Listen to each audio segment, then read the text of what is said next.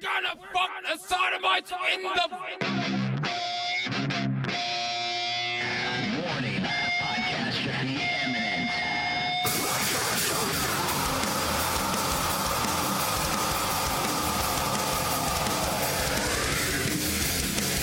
Join me, Dick, on a podcast about music, movies, television, all with a taste of metal. This is Podcastrophe. Right there. Oh, the banana slug. I'm talking about the actual banana That's where my slug. mind went, but I wasn't positive. I didn't think you had pants on, and I was scared for a second. But I was like, well, if this is what we're doing today, No pants today. fuck it. Welcome everybody to Podcastrophe. I am your host Dick. I am joined once again with my co-host Tyler. Hello. And I have guests. I have guests galore today. Returning after a long while. Welcome back, Rachel. You got to speak for the audio. She's actually mute. And Make sure you do it into the mic. she's here, I promise. You hear her dumb laugh. That's confirmation she's here. Me? Yeah. Yeah, you're right. Yeah, you're right. Also joining us today is Cameron. Whole wedges. He's back with a vengeance. Oh yeah, we had another guest for today. We had another guest today, but he decided last second, without even really telling me until I decided to remind him. Rollo was supposed to be guesting today, but replacing him is Cameron. Rollo can fuck off. Fuck off. Don't Frig off. show off, your eh? face around here. The phrase of the week is WWTD, and it's what would Tyler do? And there's only one answer, and it applies to every situation, and it's fuck off. Fuck off! Fuck off. Make like a tree and fuck off. That's my favorite. You're my favorite. I think fuck off is probably my most used phrase for my entire life up until this point. Bebop is probably mine. I'm not gonna lie, like when you first came up to the deck and actually started blossoming as a person up there, you reintroduced. What a horrible place to blossom. When you started when you to become actually a lady. when you started showing us your true self. I'm really just a piece of shit. Yes. Hey, Seemed we really all nice are. at first, but no, still garbage. Yep. Total garbage all the time. No, you reintroduced me to a phrase much similar to "fuck off," and it is "piss off." Piss off. And I said haven't piss heard, off for I a hadn't long heard time. that in years before you, so thank you for bringing that back to my life because do what I I started can. using it. It's still very popular in Europe. I've heard that. I can see that. I can see that, definitely. Well, so what's on the docket today, Tyler? We're going to talk a little bit about Black Panther real quick. Okay, let's do that. Just because Black Panther is now like third or fourth of all time on. Are we going spoiler free? First Yeah, of all, I spoiler-free. haven's seen it yet, so please don't No, fuck this up for This me. is entirely spoiler If free. you don't give it a 10 out of 10, you are a racist. That was my next. I'm gonna get into that, but Black Panther is like third or fourth of all time on highest grossing opening. Yeah. Like What have they 4-day made weekends. so far? The last time I looked, it was over 230 million in Fuck 4 yeah. days. 4 days. That's is awesome. nuts.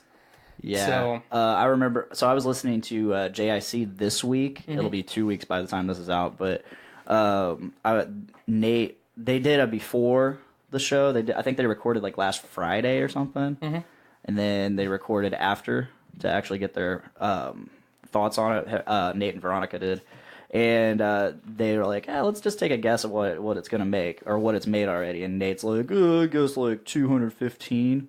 By that point, it made 204, I believe. Somewhere around there. The numbers may be off, but who cares? I just at first when I saw that number, at the time that I saw the initial numbers, it was at 226 million. Mm-hmm. And that's when, at that time, it was like the fastest 4-day opener ever, and then wherever it was at on the all-time. I'm like really surprised that it's that much, but I'm also not surprised at all because of I don't like it when Disney gets involved with like social themes.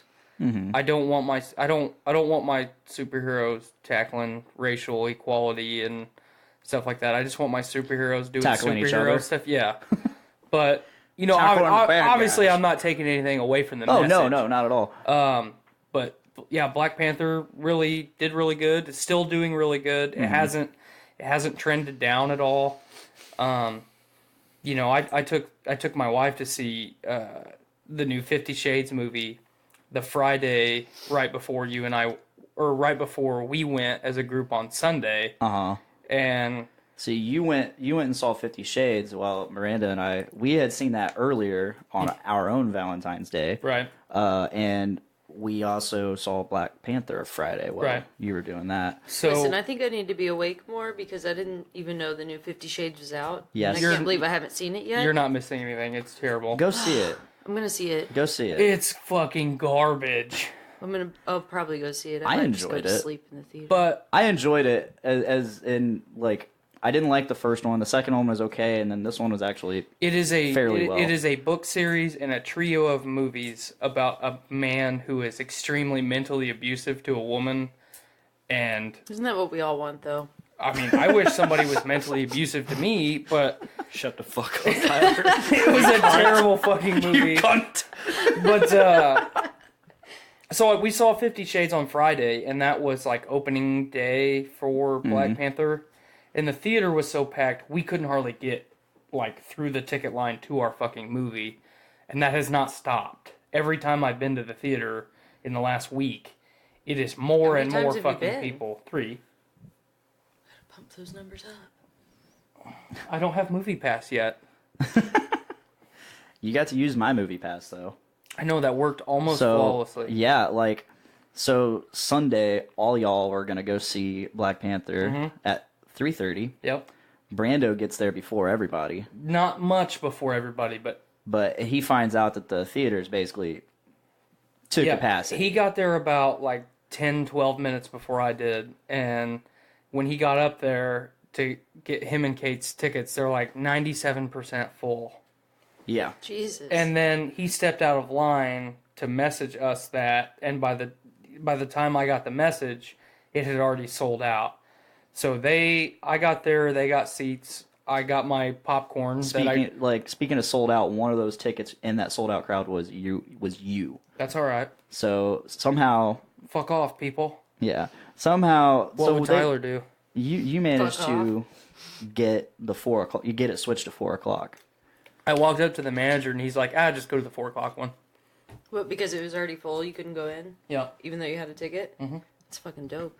Well, you could have gone in. I could have gone in, but there would I have would been have sat on someone's lap. Fuck them. That's my favorite thing to do, is sit on people's laps. You could have gone fuck in, off. but the whole point was to go see it with everybody else, you know. Right. And I wish I could have joined, but I went to Indy, You saw a badass concert. saw a badass concert. We went and ate Cheesecake Factory beforehand. Woo.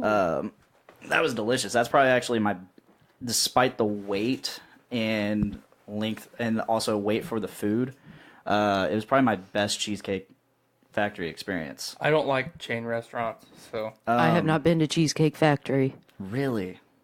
Ever. it's I definitely it's like suggest- Outback Steakhouse with cheesecake. I definitely suggest the chicken Alfredo. Of course, Blaine goes to Cheesecake Factory and gets the Chicken most Alfredo. basic fucking Hey, meal normally- ever. Can I get the chicken tenders And with I'm a the side, Normally, I with a get side of Alfredo? Side of ranch. some kind of burger there. I think I got a Kobe beef burger last time I was there. Oh, I only we listen to the- grass-fed Kobe beef. We listen to the. I think of you whenever you're eating chicken tenders at lunch, but there's a little rap this guy made. You would know of something like this. Yeah, it's called the. Yeah. It's called like the tendies rap. Are we doing this? Yeah, you totally look it up right now. All right. While you're Wait, searching some random for person it, called me. Hello. I don't think that's allowed, bub. You is to remind you that we sent you a They're from the warranty department, Bye. Cameron. You need to talk to them. I don't know what a warranty What is. am I looking It's probably up, for your Cameron? car. the tendies wrap. Yeah, I guess no. Look Plebeian? up. Give me Easy. chicken tendies. Give me chicken tendies or Right give there. me death. It's the first one. Give me death! Please just Wait, fucking no. kill me. This one? Chicken down with the one with the frog, Pepe. With Pepe? This one or this No. one? Pepe, With Pepe, Is Dick. there Pepe the Pepe in the racist other one? frog. Both of them have Pepe. Oh, okay. This one's longer. Okay, probably that one then. Gimme, gimme chicken tendies. Let me, You guys need some footrests in here. I'm too awkward of a person to sit on a stool. So how do you feel? Awful. Me too, weird. But we're gonna have like a studio set up at Joe's house, and you're gonna obviously be a guest, but you're gonna be in Joe's house. I'm uncomfortable. I was uncomfortable before I even started talking. Are you listening to this shit? No, I don't No. give a shit about it. To be completely honest with you. Is it actually funny? I'll scream and shout and to make a fuss. I don't know what's I'll going scratch, I'll bite, I'll even cuss. Tendies are my heart's desire, fueled by raging hungry fire. Mommy Idiot. sobs and wails and cries, but tears aren't tendies, nugs, or fries. This guy's laying some bars down. Barely earned to buy the tendies that I've yearned. But there's no tendies on my plate. Did Mommy think that I just ate? Tendies, tendies, get them now, you fat, ungrateful, sluggish sow! My stench hurling into her eyes, my foul, bowel-dwelling diaper surprise! For she who is unpooped on is she who remembers. Never forget my chicken tenders! Holy shit. Golly. Wow. Wowee! That was intense. Thanks for that, Cameron. Can we talk welcome. about your dad now? Yeah, let's Oh, talk shit. about your dad. Okay. Jesus, fuck, I don't guys. I'm think I trying to told- figure this out. I think the only people I told about this were like, All right, it- real quick. If you told Joe about this and not me, since I'm basically your I'm work, gonna be hurt. your work No. sponsor, Why- I'm going to kill why would you. I tell Joe anything besides Courtney loves them and wants All right, to be with fair, him, fair enough. and Samantha loves him and wants to be with him, and she's out in trim ready for him, Good God. even though she's fucking like 20 guys. All right, at the same time, simultaneously. Sounds like Subaru. I heard she was in her training class alone. She was having sex with 2 people. I don't know the authentic. I love how he can just say this stuff and just immediately stop and Well, no, I'm trying to find my. I don't dad's give a shit about other people's lives. She can fuck everybody at once for all I care. Okay, basically, right before Christmas shutdown, my dad started messaging me and stuff. And what's your relationship with your dad? Strained? My dad is a very bad person. Let's just say that he's kind of like insane, and he's also like ate up with drugs. All right, Okay. Yeah. So, like most of Indiana. Yeah, like Is he like, from Carroll County? Yes. Okay, that sounds like Carroll County. Yeah, he is. I know. He was on meth accept for a you. very long time. That definitely sounds like Carroll County. Does he have more or less teeth than Joe? More. Okay. Wow. Wowee. Now I am impressed. Go on. Basically, it started with he messaged me like I haven't talked to him for a year. I basically cut off. I fucking ghosted him hard because That basically lingo. I didn't talk to him for like Damn 3 months. millennials. I didn't talk to him for 3 months, and then he was like, "Hey, son, I miss you. I haven't talked to you in forever. If you want to hang out." And so I was like, "I don't really want to, but I haven't seen my dad, so okay." Because we had like I know he has a lot of drug problems, but he's been in and out of like rehab and stuff. But basically, I got in a truck and we were like, "Hey, we're going to go to Florida and hang out." And I noticed something was off. And then about halfway to Florida, he's like, "Cameron, I'm going to be honest. I've been drinking, and I just don't want you to think that I'm going to crash or something because I got that's what everyone this." says before they crash. Yeah. Right. But basically, he brought me to this house, and because he got into a fight with the people that live inside, but he wanted me to go in and try to buy pot for him. So and since it was in the town that I was familiar with and I had friends, I was basically like, I'm not doing this. So he was like, whatever, I'll take you home then. So halfway there, like we were starting to leave the town, and he's like, you know what? I'm going to go back there and show them what I want. I'm like, no, you're taking me home. He's like, okay, well, you can't do anything about it. You're in my truck. I'm like, bet. So I fucking opened the door, and he he fucking grabbed my arm and I fucking yanked it away, and I just walked outside. And you're a rather big child. Yeah. Yeah, I tower over him. Some might say that you might have a little bit of gigantism. Yes. Yeah. I mean, your calves are just enormous. You're almost I slightly. think your calves are the size of my thigh. You kind of remind me of the Elephant Man. Oh, thank you. The guy that has the fucking... Elephantitis. Yeah.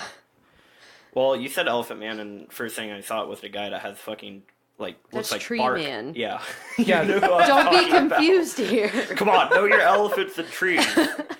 God. Yeah, he got out, Rube. and then he got out, and he was, like, yelling at me. He's like, where are you going and stuff? I'm like, I'm walking to my friend's house, and he's like, no, you're not. And, so I'm like, okay, stop me. So he didn't stop me. He got in his truck and fucking peeled out really hard. You didn't tell him to square up? No. I didn't want to be around him, but I didn't want to fight him. Yeah, you know, I feel you. because he's my dad. I've been there. But, yeah, now, he peeled out and fucking showered me with gravel like a good dad does. And, Builds character. yeah. So he left, so I just walked down to my friend Peyton's You can house, dodge a and rock, you can dodge emotions. That's right. I wish I had emotions. Me too. But he left, and I just went to Peyton's house and just hung out there for a bit. I called my mom and was like, hey, my dad basically tried to have me do a drug deal with him, and then I told him to leave me alone, and he fucking peeled out and left Abandoned me. you. Yeah. And so she's like, what the fuck is wrong with him? So she came, and she was going to come and pick me up. Well, apparently my dad, like, he knew, I guess he somehow found out that I went to Peyton's house. So, I go outside, and, like, me and Peyton are sitting on the porch. We're fucking smoking cigars because we're cool like that. Hell yeah. We're cool, like, what, fucking... You're Carroll County cool. Yeah. Were they Fucking- Philly strawberry blunts? They were honeyed cigars. All right. I don't remember what specific name they were, but Peyton's the one that smokes them. But yeah, we were just sitting on the porch talking about it, waiting for my mom, and he fucking pulls up right in front of the house, and he tells me to get the fuck back in the car. I'm like, no, what are you gonna do?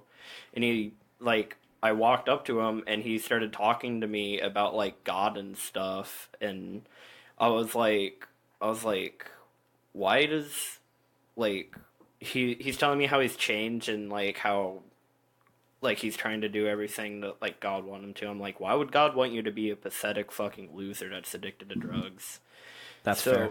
Yeah. That's and fair. then he also doesn't like my stepdad, so he is like, oh, well, you sound just like your mom. I'm like, no, I sound like a normal human, you idiot. So he got good really one. mad, and he's like... Solid Old comeback. strategy, Cotton. Let's see if this plays off. Yeah, he then started yelling at me. He's like, fine, if you don't want me to be your dad, Mike could be your dad. And he fucking got in his truck and peeled off again. Was there gravel this time too? No, it was just... Unfortunately. I mean, there was probably still gravel because it is roads in Florida. So, but yeah, also Peyton was ready to square up. Peyton, I'm not necessarily... Are you giving Peyton a shout out right now? No. All right. Hi, Peyton. But Peyton, I don't really talk to him much anymore because, like, we kind of had a falling out, but that doesn't matter. But he's a lot like Tyler. Like, I honestly, like, when I talk to my friends about Tyler, I say that Tyler is Peyton's doppelganger, but he's not a douchebag. But in reality, I am a douchebag. no, not compared to Peyton. Not on the level. No, he's very, like, Is he kind of vegan? he has the same personality as you, but he's a lot meaner, and he usually means what he says. I used to be a lot meaner of a person. I assumed you lightened up.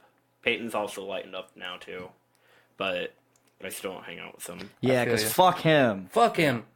But shout out. Peyton, if Seriously. you- Shout out, Peyton. You were going to square up, defend your friend. Yeah, If Cameron doesn't shout out, I will, and we all have, except for Cameron. but Peyton, he had a warhammer, and he was ready to just fucking kill my dad Hell yeah.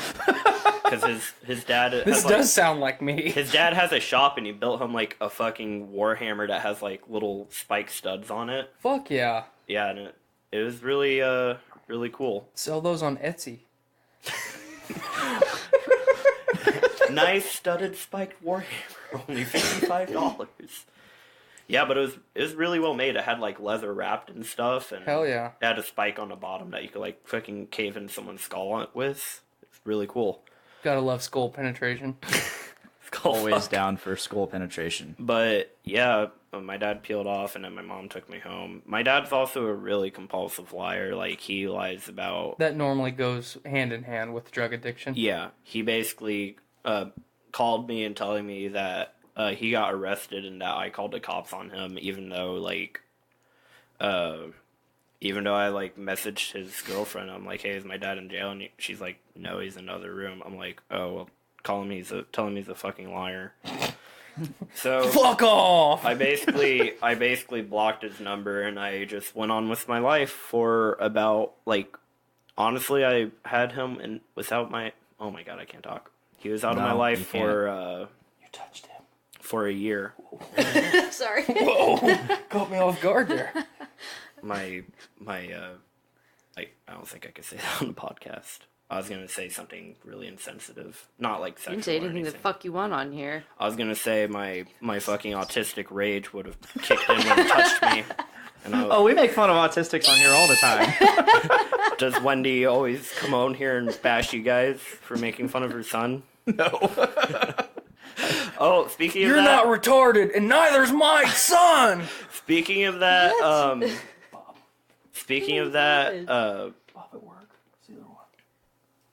You don't have to stop. You can keep Oh. talking. Whispers. speaking of, okay, Speaking of autism. No more tangent. I'm going back to the story because it's kind of a long one.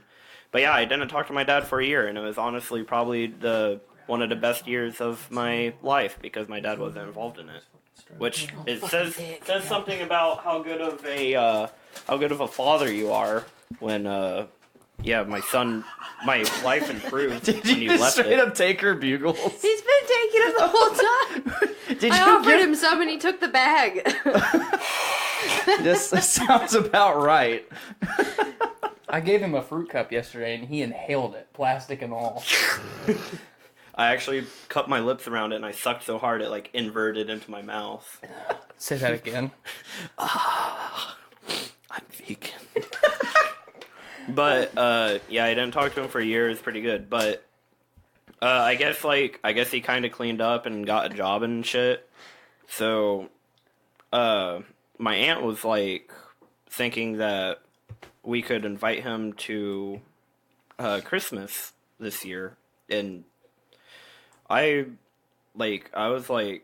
still hated him, and now that I had a job at SIA, I bought a bunch of nice clothes and like fucking Timbs and like nice jackets and shit. So I wanted to go there and just No longer rocking the Velcro shoes. Like a typical millennial. I wanted to go there and I was gonna flex on him hard.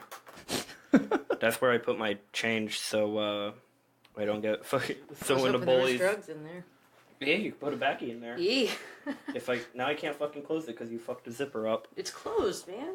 Yeah, but now the zipper's retarded. It was already retarded. Just like That's you. why.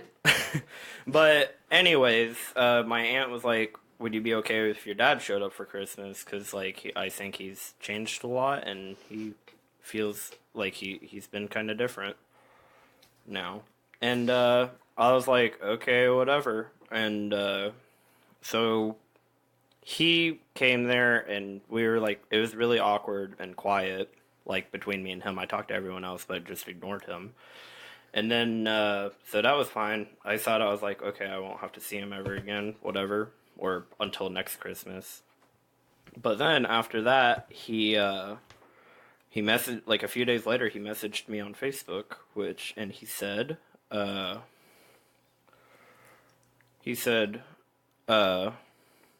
so you're not going to talk to me. Okay, well, I'm sorry. I've been a shirt dad. He also was really bad at spelling. Shirt dads. Sure, I've been a shirt dad lately. Got things that I've been going through. Don't expect you to understand. Maybe someday you'll forgive me. Guess I'll talk to ya someday. Call your Aunt Pam. Bye. Well, love you very deeply, son. Instead of don't, he put font. Font ever forget that. I showed that text to my mom, and she said, font ever forget that. and I'm very proud of you. K. Period. Thanks. Quick PSA. There's still plenty of time before Father's Day this year. If you are currently a shirt dad, you have time to change. Thank you. I'm going to give Tyler a happy... Change is a overrated. daddy shirt. I hate that. Stay phrase. shirt dads. Stay shirt dad. Stay Basically- garbage forever. Fuck it. Basically, he said that, and I still really hated him. So I was reasonable. I replied with "Fuck you, cunt! Don't talk to me." And then that's when he bold strategy, Cotton. Let's see if this plays out.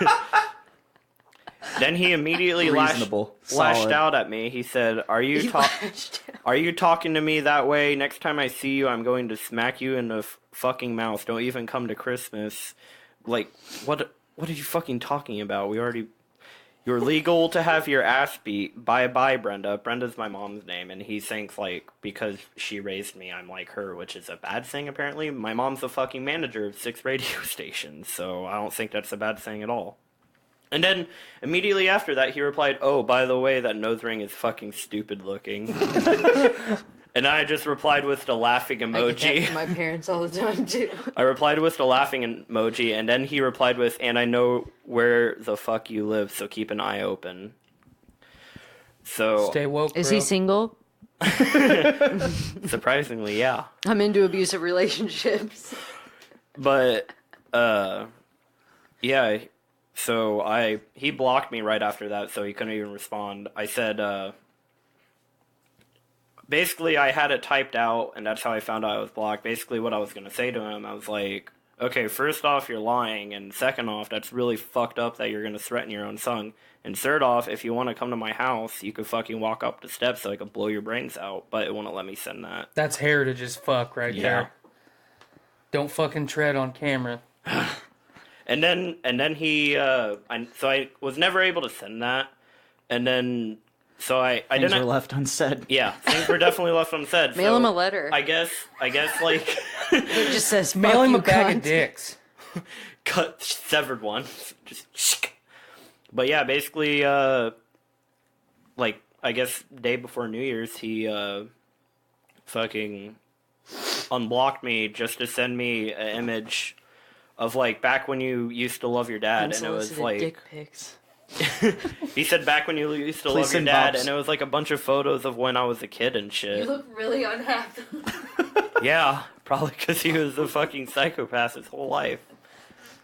Yeah, he sent that. Can we and show the live feed if you want? Nah, it's Okay. not important. Okay.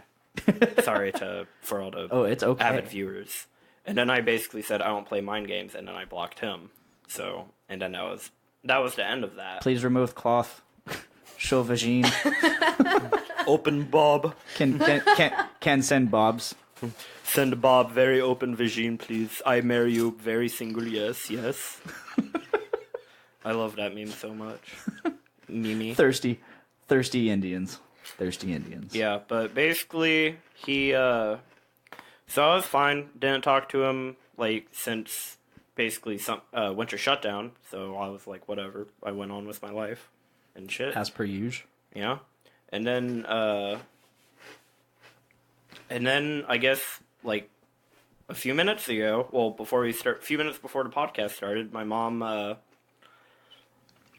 sent me a screenshot of his, Facebook. She has him blocked too, but her, fiance or my stepdad has him on there just to see what the shit he says, because he thinks it's funny. And, my dad posted something and screenshotted it, and my mom sent it to me. And it reads, having a bad day. My son Cameron Wayne Langston, he wrote out my whole name, don't want anything to do with me now, but he's not man enough to tell me why he thinks he's big enough. He misspelled enough 2 fucking times. He Two spelled different ways? He Different spelled ways, please. No, he spelled enough. To call me I am so fucking triggered right Yeah. now. He's not a man enough to tell me, but he thinks he's big enough to call me a cunt through a text message back in December. Don't know what I've done to deserve this, but very upset about it. It's sad to see someone you've cared about and helped raise talk to you like a piece of trash. A real man would let you know what you've done before talking down to them and pushing them out of their lives. I'm sure it's something that's been whispered in his ear that is total B, but he's got to man up and ask before he jumps and makes himself look like an ass. I definitely love the fact that you pronounced everything how it was spelled. I appreciate that. Yee. That's important. Yee. We did that here with Mr. Jimmy McClary. Jimmy McClary. We did that with him. Like I said, it's very important that the people know. And then like I was over here sweating reading this, and I texted my mom. I texted my mom a really nice message, not directed at her, but I told her, I said, I will literally fucking tackle him to the ground, gouge out his eyes, and then headbutt his face till he looks like a pile of mashed potatoes covered in sriracha sauce. Like, I don't care if my face will be fucked up too, as long as he's fucking dead. Well, I in don't your care. defense, you can't get any more fucked up looking. Thank you. And That was genuine. And then my mom replied with, "LOL, he is so delirious. Nope, no idea why my kid. Nope, no idea why my kid hates me. I help raise him after all, with all my fatherly wisdom and good examples I set." And then my mom wrote, "Ha ha ha." And then I also messaged my Aunt Pam, and she just said, You gave in. You did what your dad wanted. fucking spread You drama. messaged Pam. My aunt. He's pissed about something, and you get to be the target of his anger. Yeah. Is Pam a dude? And is No, Pam. It's actually Pam- Paul. And is Pam 21? No, it's my cool aunt. That's kind of like Definitely not Paul. took the lead as like the grandma figure when my grandma died. So that's pretty cool. Mm-hmm. But yeah, that's basically. I'll fight your dad. I don't give a shit. I say we should all, because I probably could find out where we live. I say we all like get in a car and with like baseball bats and fucking walk out slow motion, fucking like, Explode the car behind us. Yeah, Fuck My yeah. dick's hanging out. Yeah. I just imagine you walking and then you look down and then you just look back up and keep walking. But yeah, we should totally like fucking hog tie him, fucking bring him out to a field or bring him out to. Is this going the sodomy direction? Can we just bring him to this Can room we and tar live and- stream it? Tar and Yeah, feather him you over should. some flowers. You should Before totally or after bring sodomy? a nice camera, and we could go to. Have you ever been to Cutler Airplane? Yes. Have you ever hung out in No Bridge? Yeah. I think that'd be a cool place. The way I don't like the way you said that, but we're gonna move There was forward. some crazy eye contact. Yeah. Just Have you ever been there? Do you know, have you hung out there? Do you know where Cutler is? So, do you want? I feel like it's my. I've kind of taken the role as your surrogate father at work. New font, yeah. I'm trying to fill that void. that you Tyler never is had. not. Can a I be shirt the dad. mother? What? Oh, what? Can I be your mom? You could be my second dad. Hell I'll yeah. take it. Hell yeah. But So- I feel it's my duty to hit you with some Dr. Phil advice, if you would like it. Dr. Phil would be like, fucking kill that bitch. Bring me his eyes and his ears so we can make a necklace. I have had Dude. I have had a very similar fucked up life, just like you and most people of our generation. Our lives are fucked up, Yeah. but you have to forgive those people. Because they're not all there. No, you have to forgive those people for you, because every ounce of anger and have to forgive emotion anyone. that you have towards people like that, that's them holding power over you Yeah. and ruining a portion of your day. And if you don't forget, You but also you just don't just- have to have them in your life. Yeah. that's part of it too. Well, the thing is, he won't fucking leave my life, apparently. He's like He a will if fucking... he's dead. He's like a STI. But here's the thing. Back in my day, they were called STDs. When that thing comes, when he does finally exit the spaceship Earth, there's going to be Hopefully by my hands. right. You feel that way now. As you get older, it will change, but you got to let it go, because there's going to be a disconnect, and it's going to hit you hard when you can't be like, all right, you fucked up. I didn't like it. Let's just move on. So that's my little bit of advice to you. Obviously, don't forget, but you got to forgive those people because, like you said, they are fucked up. Also, for posterity's sake, please say that all the murderous shit was a joke. It was, So you don't incriminate yourself. Yeah. It was a joke, Now it's not premeditated. not premeditated. I'm not a murderer. A Yet. bringer of justice. Bringer of pain. So that got pretty heavy, and It's been a while since we've got deep on podcasts. I think we need to bust out some beer. Tyler, you brought this. All right. What is it? Your friend Travis. So my good friend Travis Wilson sent me a text message a couple weeks ago of a picture of some very dark blue-looking liquid and then a picture of a beer bottle. And it is called Wild Blue Premium Blueberry Lager. Premium lager with natural flavors and color from juice. So it's blueberry beer with actual blueberry juice in it. It is produced by Wild Blue Lager. I believe that's the company. But kind of a cool label. It's got like a fat blue bulldog like kicking a blueberry. It's 8% alcohol by volume. Blueberry sediment may be found in this product. But he said it was kind of neat. He liked it. Obviously, this is like a dessert type beer, something that you're not going to drink all the time. But I thought it would be cool to taste it. Okay. And he graciously gave me 2 of them. Oh, that's awesome. We are currently searching for a bottle opener, as I didn't... Guys, on my I'll keys. open it. Use your Oh, teeth. you have one? Cool. Awesome. Perfect.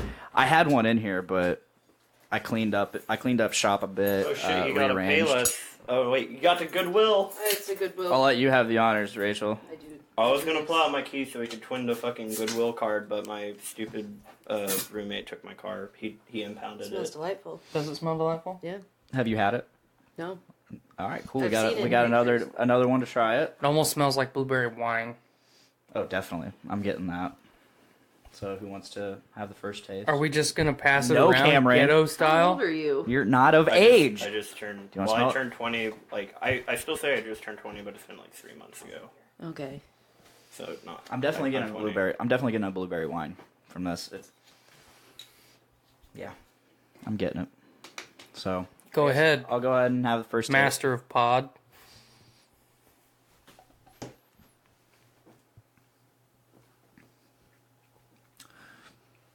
That's an interesting. He hates it. No, I don't hate it. It's really smooth. First I off, strongly Not his hated disliked face, it. So. no, that's really smooth.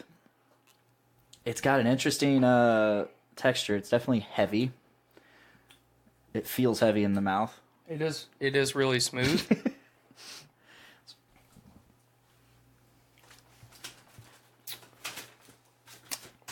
I feel like I'm drinking blueberry wine. Yeah, honestly, Ugh. very little. It's not horrible. No, it's not. It's not very carbonated. It's not terrible.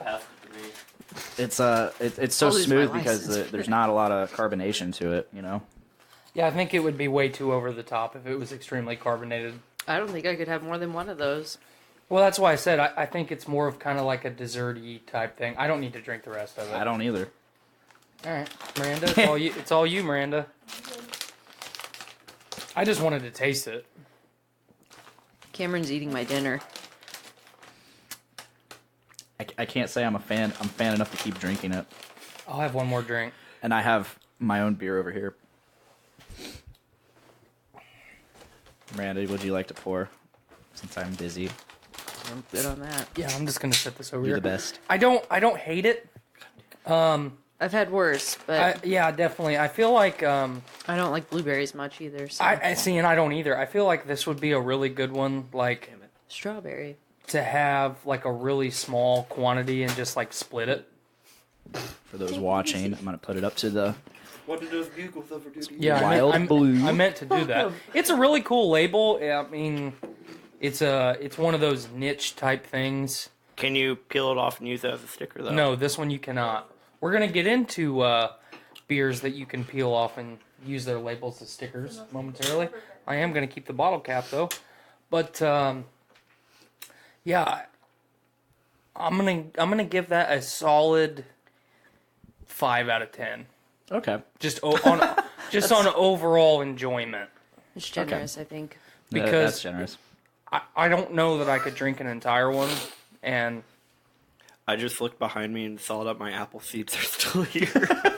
Yes, they And are. now they're covered in dust too, which just shows how well Blaine is keeping up with how would you things. feel if If they sprouted? No, how would you feel if Wait. Blaine came to work tomorrow and his cat was dead because it ate all those apple You're a seeds fucking dick, and was Cameron. and Baxter didn't died do from the anything to you. cyanide content? I didn't know that could happen. Yeah. So I'm going to throw those away. You. Well, it would depend on if the cat chewed on them. Because if you just eat them, they're safe. But if you, because the Yeah, I'm talking like he gnaws on them and then dies. You don't need to. We don't need to really psychoanalyze this. The death is from the apple seeds. How would you feel? I would, in the end, I would be like, well, In the end. Blaine, I have a cat I really don't want, and you could probably have it. What the fuck? Why don't you want your cat now? Well, my roommate got a cat without my consent. Kind of like my roommate got a dog without my consent. Yeah, And I've had to deal with it now we for have a like cat. the last year and a half. Now we have a cat that I actually do enjoy having a cat though, all jokes aside, but I take advantage of the fact that he bought it without my consent and I take no financial responsibility over it. And I don't clean its litter box. That's his job. I still feed it though. Yeah, because fuck him. Yeah, fuck him. So moving on in our topics, Annihilation, the movie that we've talked about a little bit on the podcast, featuring our favorite Queen Amidala. Our favorite one? What other Queen Amidala have we had? That definitely makes her our favorite. Yes. Yep. Go on! You just... Yeah. Thank you for that riveting oration there. Will you please just... Yeah, I'll go. Get on I'm with itching it. my leg, and it's really distracting. But He's trying to get his next fix. so, you son of a bitch. But it's out. It's getting very mixed reviews. Is it? Are we gonna go see that this Sunday? I don't know. Sunday, I feel like before it leaves theaters, we should go see it. Because Where are they showing it? Because I think I remember looking up. I don't think they're showing in Lafayette, are they? I don't know. I haven't looked. I think the nearest place is like... I have no idea. Can you get the piece of bugle off your microphone? It's What- driving me what the fucking fuck, nuts. Cameron? I don't know where that came from. Out of your mouth. You put it... All right. So, Thank you. I feel like this is kind of the trend anymore, where these movies get really hyped up and then just get shit on. Yeah, of course. And I don't really like that. I don't either. I don't like it. I hate that everybody's a critic. Everybody thinks Well- that... I mean, you're entitled to your opinion, but everybody's just like, this shit. Everyone thinks that their opinion matters. And I hate Well, that that's because people can't opinions just... are facts.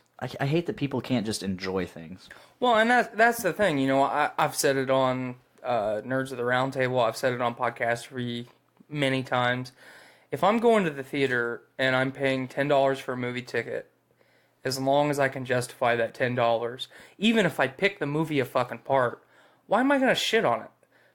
Because I've justified the expense of that $10, which even now I don't think is unreasonable for a movie ticket. You know, average $5 an hour to sit in a theater and have an entertainment experience. I don't know why everyone shits on everything. You know, we don't. I brought this up not to go down a deep, long rant or anything like that, but the plan is for Blaine and I to see it somehow, actually give our review of the movie. Yeah. Because it's got a good cast. It's got Yeah, for Oscar sure. Isaacs and I'm just gonna say Padme because I forgot her name actually. Natalie Portman. Thank you, Natalie Portman. also has a surprise appearance from Stone Cold Steve Austin. Robin Williams' Ghost. All right, thank you, Cameron, for that. But He looks like the genie now. We're now In full Aladdin. circle. yeah, We're now full circle. We brought Jimmy McClary. Jimmy up. McClary. McClary. Yeah, Mr. Jimmy McClary. We brought him up, and now Cameron's brought up Robin Williams. So, Wait, is that a thing that happened? the Jimmy McClary thing came from a post about Robin Williams. So, But as far as actual, like, worthwhile topics, we did a cool thing Saturday night. What Saturday? Oh yeah, that's right. And you're wearing it right now. I'm wearing it. You're wearing it, and I'm drinking from a glass from it. You almost didn't get one of those. I almost didn't. Okay, so Saturday night. This will be like 2 weeks ago. At this point, by the time this podcast comes out, Right. But Brews with Dudes and the Doom Room, basically the same thing since they're both run by Nick. They held a tap takeover at Jerry Lee's Pub. 450 North Brewing Company came up, and they brought some of their beer. Some of their very good beer. Some of their very good beer. And Casey down at Jerry Lee's, great guy. Really cool dude. Really cool dude. He's very accommodating. Mm-hmm. One piece of pizza, one of the corner pieces fell off of my pizza. Like, just one little piece. And he offered, he's like, hey, next beer's on me. I'm like, you're a cool dude. Yeah. Well, and not just that. He's always been good. So we got the tap takeover started at 8 o'clock. We both got there a little bit early. Had some drinks, sampled some beers. Personally, I didn't care for most of the stuff that they had for the tap takeover as much as I have with all the other 450 stuff I had. I still liked it. The Nugget series? Yeah, especially the Nugs. But I still liked it, don't get me wrong. Mm-hmm. 450 is definitely my top of the line model, so to speak, as far as, I'm really not the craft beer guy in our duo here. You are. Yeah. And Slightly. my portfolio is growing as far as ones that I like, but 450, I like all their shit that I've tried. Mm-hmm. But we did a cool trivia thing. Yes, we were. Our team name was Dick's Bukkake Palooza. Yes. So our That's team maybe a consists. site. Our team Mental consists. We'll get there. that name got me weak in the knees. I wish I had knees, but You're like fucking Hank Hill's dad. Cotton. But our trivia team consisted of Blaine and myself, his significant other Miranda, my wife, and my good friend Travis. And right before the event was starting, we were having just a gag session. That's what I'm gonna call it. Yep. But somehow we got on the topic of Blaine getting bukkakeed and my wife strapping up and plowing him in the ass. So we just rolled with it. Factual. And This happened. We're Dick's Bukkake Palooza. The thought of this happened. It didn't actually happen Yet. But we came in third place in the Yeah. trivia event, which was pretty cool. I had a foot race with another contestant, and I ninja starred a paper plate at Nick. yeah, we were tied for second. Yep. And so it was like a final showdown between us and the other team. Sudden death. We were wrong. Yeah. I really regret that, too, because I knew the answer to that question, but What was the question? you didn't say it loud enough.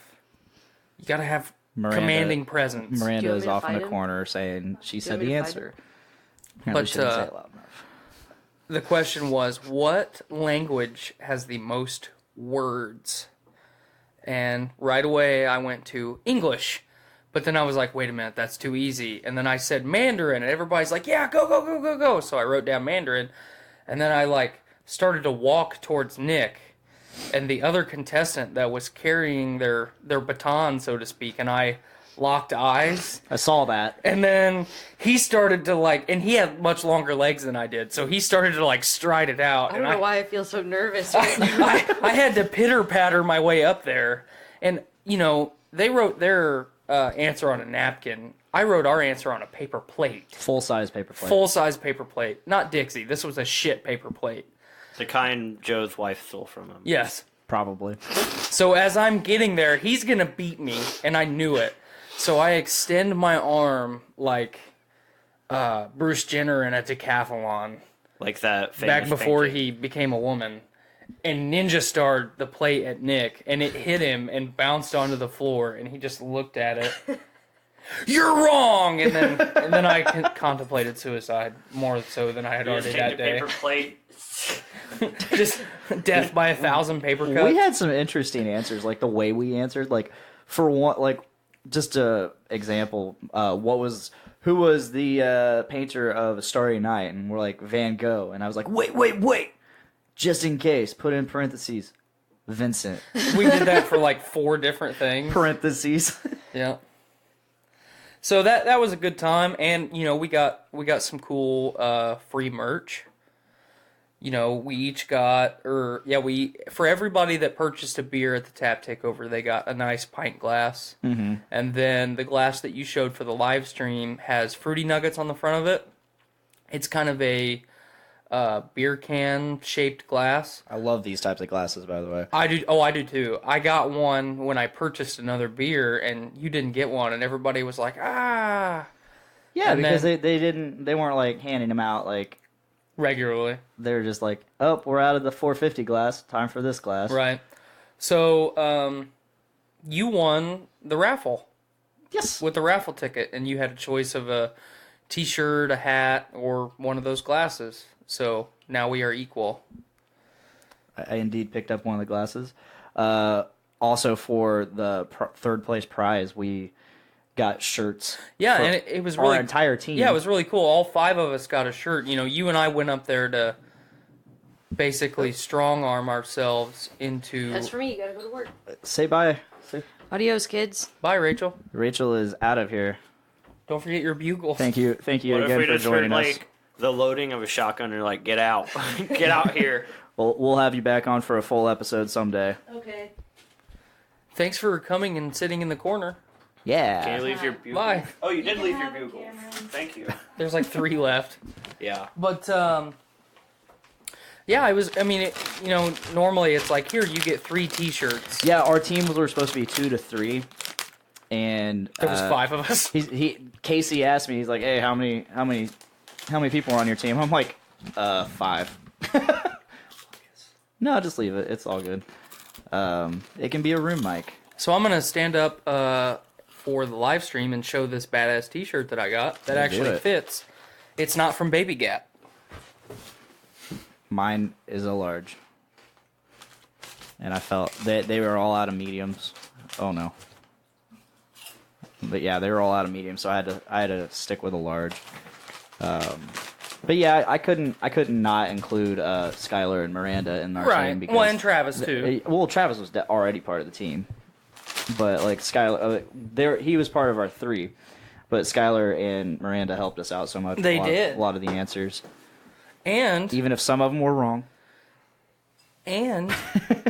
we had a trick question thrown at us. What Nick asked, "What is the hardest part of the body?" And everybody assumed he said, "What is the hardest bone in the body?" when he initially said it the first time, I'm 99% sure he did say bone. And that, well, the first time he said the question, and then he repeated the question 2 more times, and I think that's when he said part. So we all said the femur. I thought, isn't it the teeth? That is the hardest part of the human body. Except for Joe. Jennifer from work, she's commenting on the the live chat. Yeah, what's going on with our chat? We haven't been... Not a whole lot. It's been rather empty. I see lots of the Podfather. Yeah, that was a while ago. Rotten Tomatoes also rated Black Panther as the highest all time, as in the best movie ever. Really? Jennifer just commented saying Cameron is doing some ASMR. You'll find out later. Oh. Alrighty. Thank you. But yeah, the Tap Takeover was really cool. Casey was really, was a great host. And after the whole trivia thing, he came over to our table and gave us some extra beer. Yes. Some road beer. And He gave us a payday, is what it's called. I can't remember what it's called, and he gave me a Payday and a Crystal Vision, which I wasn't a big fan of the Crystal Vision, but I'll take it anyways. I think I got a Pixel Bomb and the whatever the lager was, or the Pilsner. So it was the Payday also, I think. Okay. But I haven't tried the Payday yet, but you know it's really cool because he didn't have to give us that, you know. Didn't. And we had a good conversation, you know. That was the first time that I'd met him. That's the first time I've been in Jerry Lee's in a long time. Oh, really? Yep. We'll get used to it because Nick's doing a lot of shit down there. I like it. It was a great little space, you know. Obviously, all the pinball and shit was cool. I've my last 2 shows in my first band were in that venue. Did they still smoke in there? No, not at that time. Which is crazy because everybody, whenever I say something about like, oh yeah, I'm going to this metal show at Jerry Lee's, they're like, what? Because apparently that's like it's a place where like a lot of the hood hangs out, you know. Mm-hmm. So I was like, they're like, yeah, Representing my part of town. they're like, it's a pretty dark bar. I'm like, We are in Indiana. We are in Indiana, but I was like, what? Like, I've never. I don't know. People. You people. So, but part of the reason I brought up the tap takeover and all the fun shenanigans we had on Saturday, we are planning a 450 North trip. Yes. Excursion / extravaganza. Not quite sure when we're going to do that yet, but we plan on.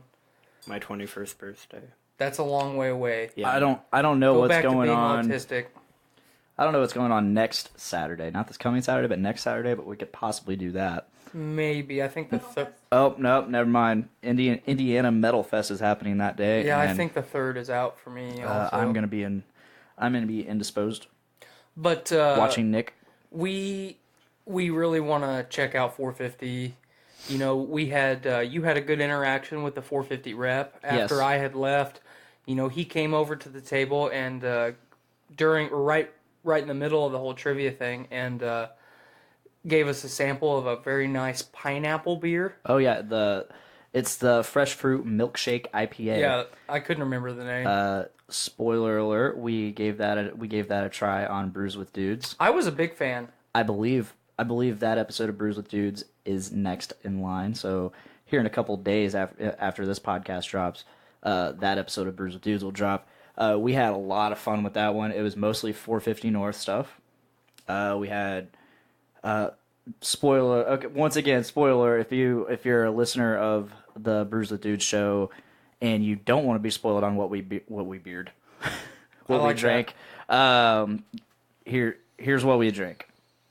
So we drank Juicy Nugs. How was that, by the way? Because really I still good. haven't tried it.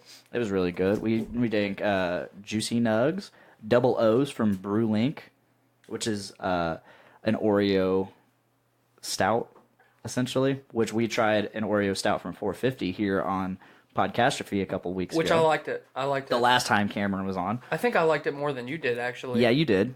And then, so, along with that, we actually did the cookies and cream. As far to like a comparison. Yeah, they hadn't done it on Brews with Dudes yet, so they just did both. So we had, and then on top of that, we had the Fresh Fruit Milkshake IPA. Mm-hmm. We had the another Brewing, their Milkshake IPA, and something else. Foggy Nuggets. That's what we had. That was also really good. All the nuggets were All the really nuggets good. have been excellent. Even, I wish I could get those regularly. Even the spoiler alert.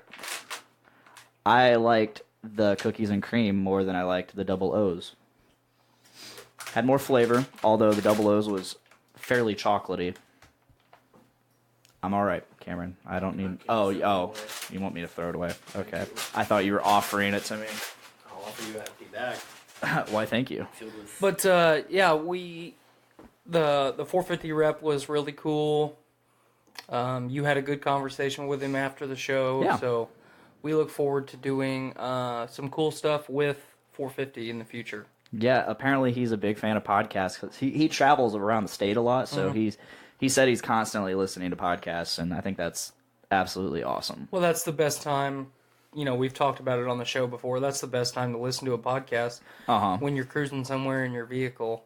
You know, I a lot of times have one rolling in the Heritage machine, so yeah. Yep. That's one thing Miranda's had to deal with is me listening to podcasts on our long trips. But the thing about which she it doesn't is mind. most of the music on the radio is shit anymore anyway, so We were listening to this last Saturday's Brews with Dudes on the way to Indy this Sunday, and it cracked me up because I would hear Miranda laughing along with me, and that brings a lot of joy to my heart because it's like, sweet, she likes podcasts, she likes listening to my friends talk. Well, and the I have a similar experience. Skylar watches and listens to all of our podcasts, not because I'm on it, but because she actually likes our podcast. And that's awesome. It makes me really happy that people actually enjoy this and enjoy my show specifically, Right. or our show. Sorry.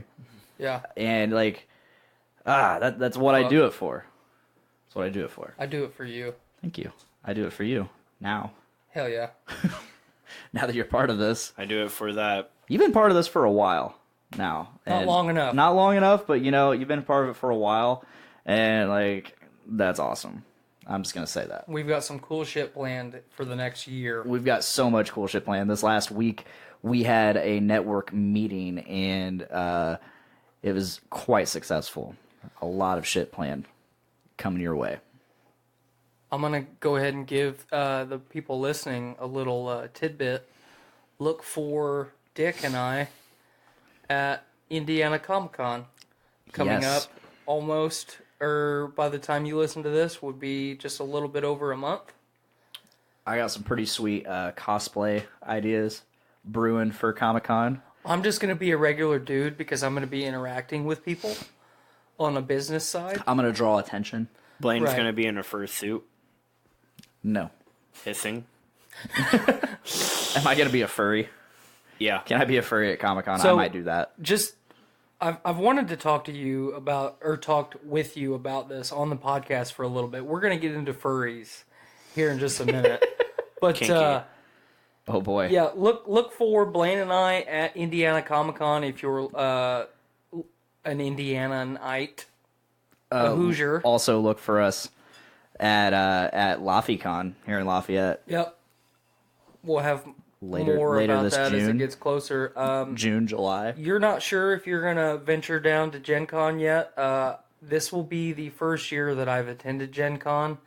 I'm super pumped because that's one of the biggest, that is probably the biggest convention in Indiana. Yeah. It brings in people from the entire U.S.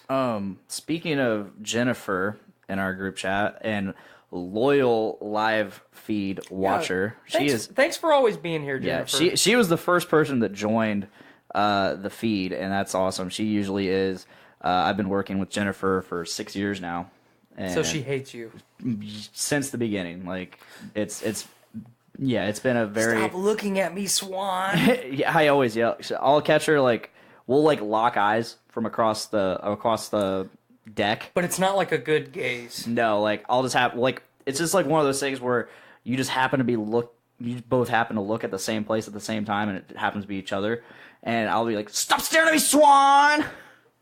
Hell yeah. Yeah, but she's always usually the first person to watch our live feeds. She's always commenting. She is always inviting me to Horror Hound convention, which is probably another convention we'll probably hit up. When is it? Or I'll at least hit up. I don't know. Jennifer, I if you're thought it still was watching, 6 months ago. hit it up in the chat because you seem to know when all of the Horror Hound events are. She goes to all of them. She goes to Indy, Columbus, Cincinnati. Cool. She goes to all of them. Yeah. She usually volunteers at them. In the next year, Blaine and I plan to hit a lot of these cons and conventions and whatnot. Travis asked if we tried the Wild Blue. Yeah, we tried the Wild Blue about 10 minutes ago. Yep. We did not care for it as much as you did. I enjoyed it, but I will not drink it further. Yes. It's not something. It was cool to taste. Jennifer Definitely says unique. March 23rd and through 25th for Horror Hound. And that's is that Indianapolis? I believe that's Indianapolis. Oh, that's Cincinnati. Okay, Miranda's on it. Where were you, Jennifer? Cool. Miranda needs to be mic'd up. She does. There's a mic right over there. I'm afraid. You don't have to come on camera. I'd rather be on camera than people listen to my voice. You have a nice voice. Yep. Anyway, so backtracking a little bit, my wife is terrified of making friends. And my wife and your girlfriend are trying to be friends, and I'm kind of intimidated by this. They've been trying for a while. Yep. Or at least, yeah. At least since that Saturday. And they're going ham with it. Oh yeah, and I'm very okay with it. I'm okay. I'm definitely okay with it, but it's intimidating because my wife doesn't try to be friends with anyone other than my kid. So Likeable person. She is. She makes friends with literally everyone. what about Cameron? Do I make friends with him? Yeah. Are you guys friends? We're friends, aren't we? Yeah, dude, we chill. Yeah, dude. Yeah, we chill. We kick it on the stoop. But no, now it's great that our SOs are friends because now we don't have to steal one another from the other. I kind of like stealing you, though. It has a nice thrill. It's got a nice thrill to it, you know. Yes. It's like 50 Shades when people get kidnapped. It's thrilling. Terrible fucking movie. But yeah, we'll have to see what's on our schedule as far as Horror Hound goes. I would like to check it out. You know, you told me a little bit about it, and you said you weren't super familiar with it, but what you've told me about it, I'm intrigued. And I like, you know, it's hard to take, or it's hard to beat a good day trip, so. That's me. Why? So. What the hell? Cameron! Why you gotta be like this? Just a little Mimi, man. Kill yourself. I've heard it called Mimi, I've heard it called meme. Meme. PSA. That one. So. PSA first before you go, Tyler. PSA. If you don't know how to say meme by now, that's M-E-M-E. Fuck off! It's not Mimi. It's not meme. It's meme. It's also not mem. It's not mem. It's meme. This is 2018. You should know this shit by now. I before E except after C. Learn your fucking vowels. Meme. Know your meme. Which is a game. Right. I played it. It was I've played fun. you. I feel like it has like fucking 2010 Rage comic memes on it. Honestly, Oh, yeah, it was. what is Trollface? Ha ha. It was kind of. You it know, was forever alone. Ha ha ha. It was pretty current. But Hey, hit me up on MSN Messenger and send me some. I loved MSN Messenger. Get me on that dial up. Cameron, you're too young to know what MSN Messenger was. That was something I used in high school back in from 2005 till I think I used it until about 2009, 2010. I wasn't a messenger jockey, so I was. I used the hell out of MSN I played Messenger. sports and Yahoo. did stuff. I started with Yahoo Messenger, and I moved to MSN Messenger, and then I had AIM for a little while. So, back on track here. Yes. Cameron, you and I have talked about furries a lot the last couple weeks. Real quick, tell me about your high school experience with furry-like people. They're very common yet very rare. There is a. I'm Let intrigued. me plug in my Mysterious. phone real quick. All right, while he's doing that, so Okay, I plugged my phone in.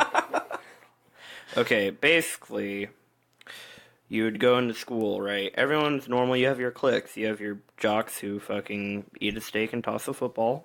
And you have your choir kids who are weak. and butt fuck. Yeah, and Weak. And then you have was your a choir cool kid. kids, me of course.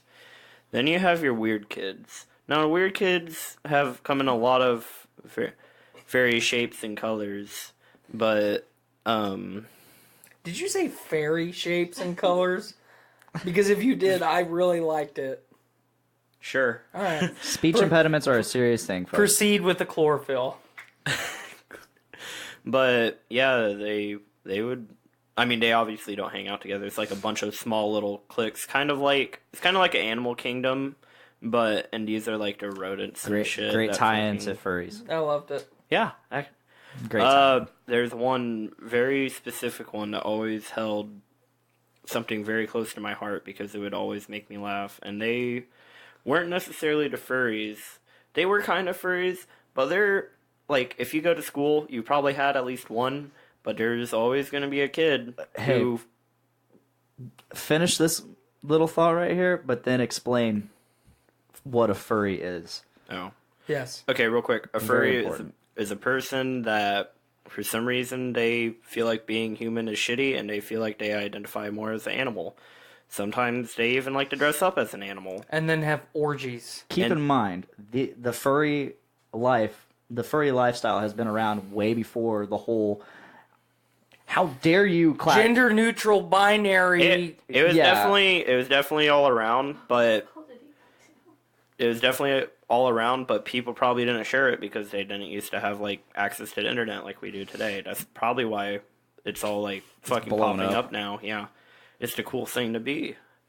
I remember furries were a big. They've been a big thing as long as I've been on the internet. Yep. I somehow ventured into the bowels of the internet rather early on. Okay, real quick, I want you to picture this. Oh. A wide open field. Wide open field? One side, an army of juggalos, all down with the clown, holding fistfuls of grape Faygo. And then in the other fist, the other side, thousands upon thousands of people dressed up in animal costumes. Dicks and assholes everywhere. Tails. Hooves. Tails fluttering in the wind. Styrofoam hooves. Who are you putting your money on? The juggalos or the furries? The furries. The furries have those animal instincts. Yep. They also have so much sexual rage. And they have bull shark testosterone. But sexual fury. That's name of the episode, Sexual Fury. I like it. The juggalos also don't have anything to lose, so that's also... Yeah, that is a good point. And either... down, Sexual Fury. Either Way way... you spell it? Furry. Sexual... But, yeah, so, like, either way, if there was a giant war, there would definitely be no winner in the end, because whoever wins, there's still juggalos and furries. So. That's right. So anyway, back to what furries are. People who dress up in animal costumes, act out the whole actually being an animal. Yeah, they would... Normally ends up in orgies. Yeah. Or either ends up in orgies or their mom's basement. Yes. Sorry if you're a furry and you probably are listening from your mom's basement. Yeah, but... we're not hating on the furries. I'd rather be around a furry than a juggalo. Yeah, because a furry can actually be a real person. Yeah, if you're a jugular, kill yourself. If you're a jugulo, you're compose yourself, damn it. If you're down with the clown, you could get right out of town. Hell yeah. So we've both experienced a like subsect of the furries. The kids that wore headbands with ears on them and tails pinned to the back of their pants. Back or a backpack. And there's one common thing that all these kids did to us. Actually, I talked to a few people about this, and there's actually a few other things, and once I bring them up, you'll totally agree. Okay. But number one, the one above all... The biggest sign is if you see them and lock eyes with them, they will fucking hiss at you. Full on, like, glaring teeth. And the weird thing is you don't ever know if it's like a viper's hiss or like a cat or like a something, whatever they identify as. But I remember the first time I encountered it. There is this girl, she will go unnamed, that was in my high school. That was one of these people, and my first encounter with her was like probably like about a month into school. So you do classify them as people. Okay. They have legs, right? Okay. I just want to clarify that. All it takes to be wait. There is a discrepancy. Juggalos have legs as well, and they are not people. Juggalos they just look like people. They're not people though. They are humanoid. I will give them that. Yeah. What if there's a juggalo furry? Oh fuck. Let's not even think about that. Let's not get down that rabbit hole. You're right. I don't want to go. It's probably in the rabbit hole, waiting, planning. You poor Fago down it. Don't give it Fago after midnight. I kind of like that as an episode title, too. I fucking love the Gremlins reference.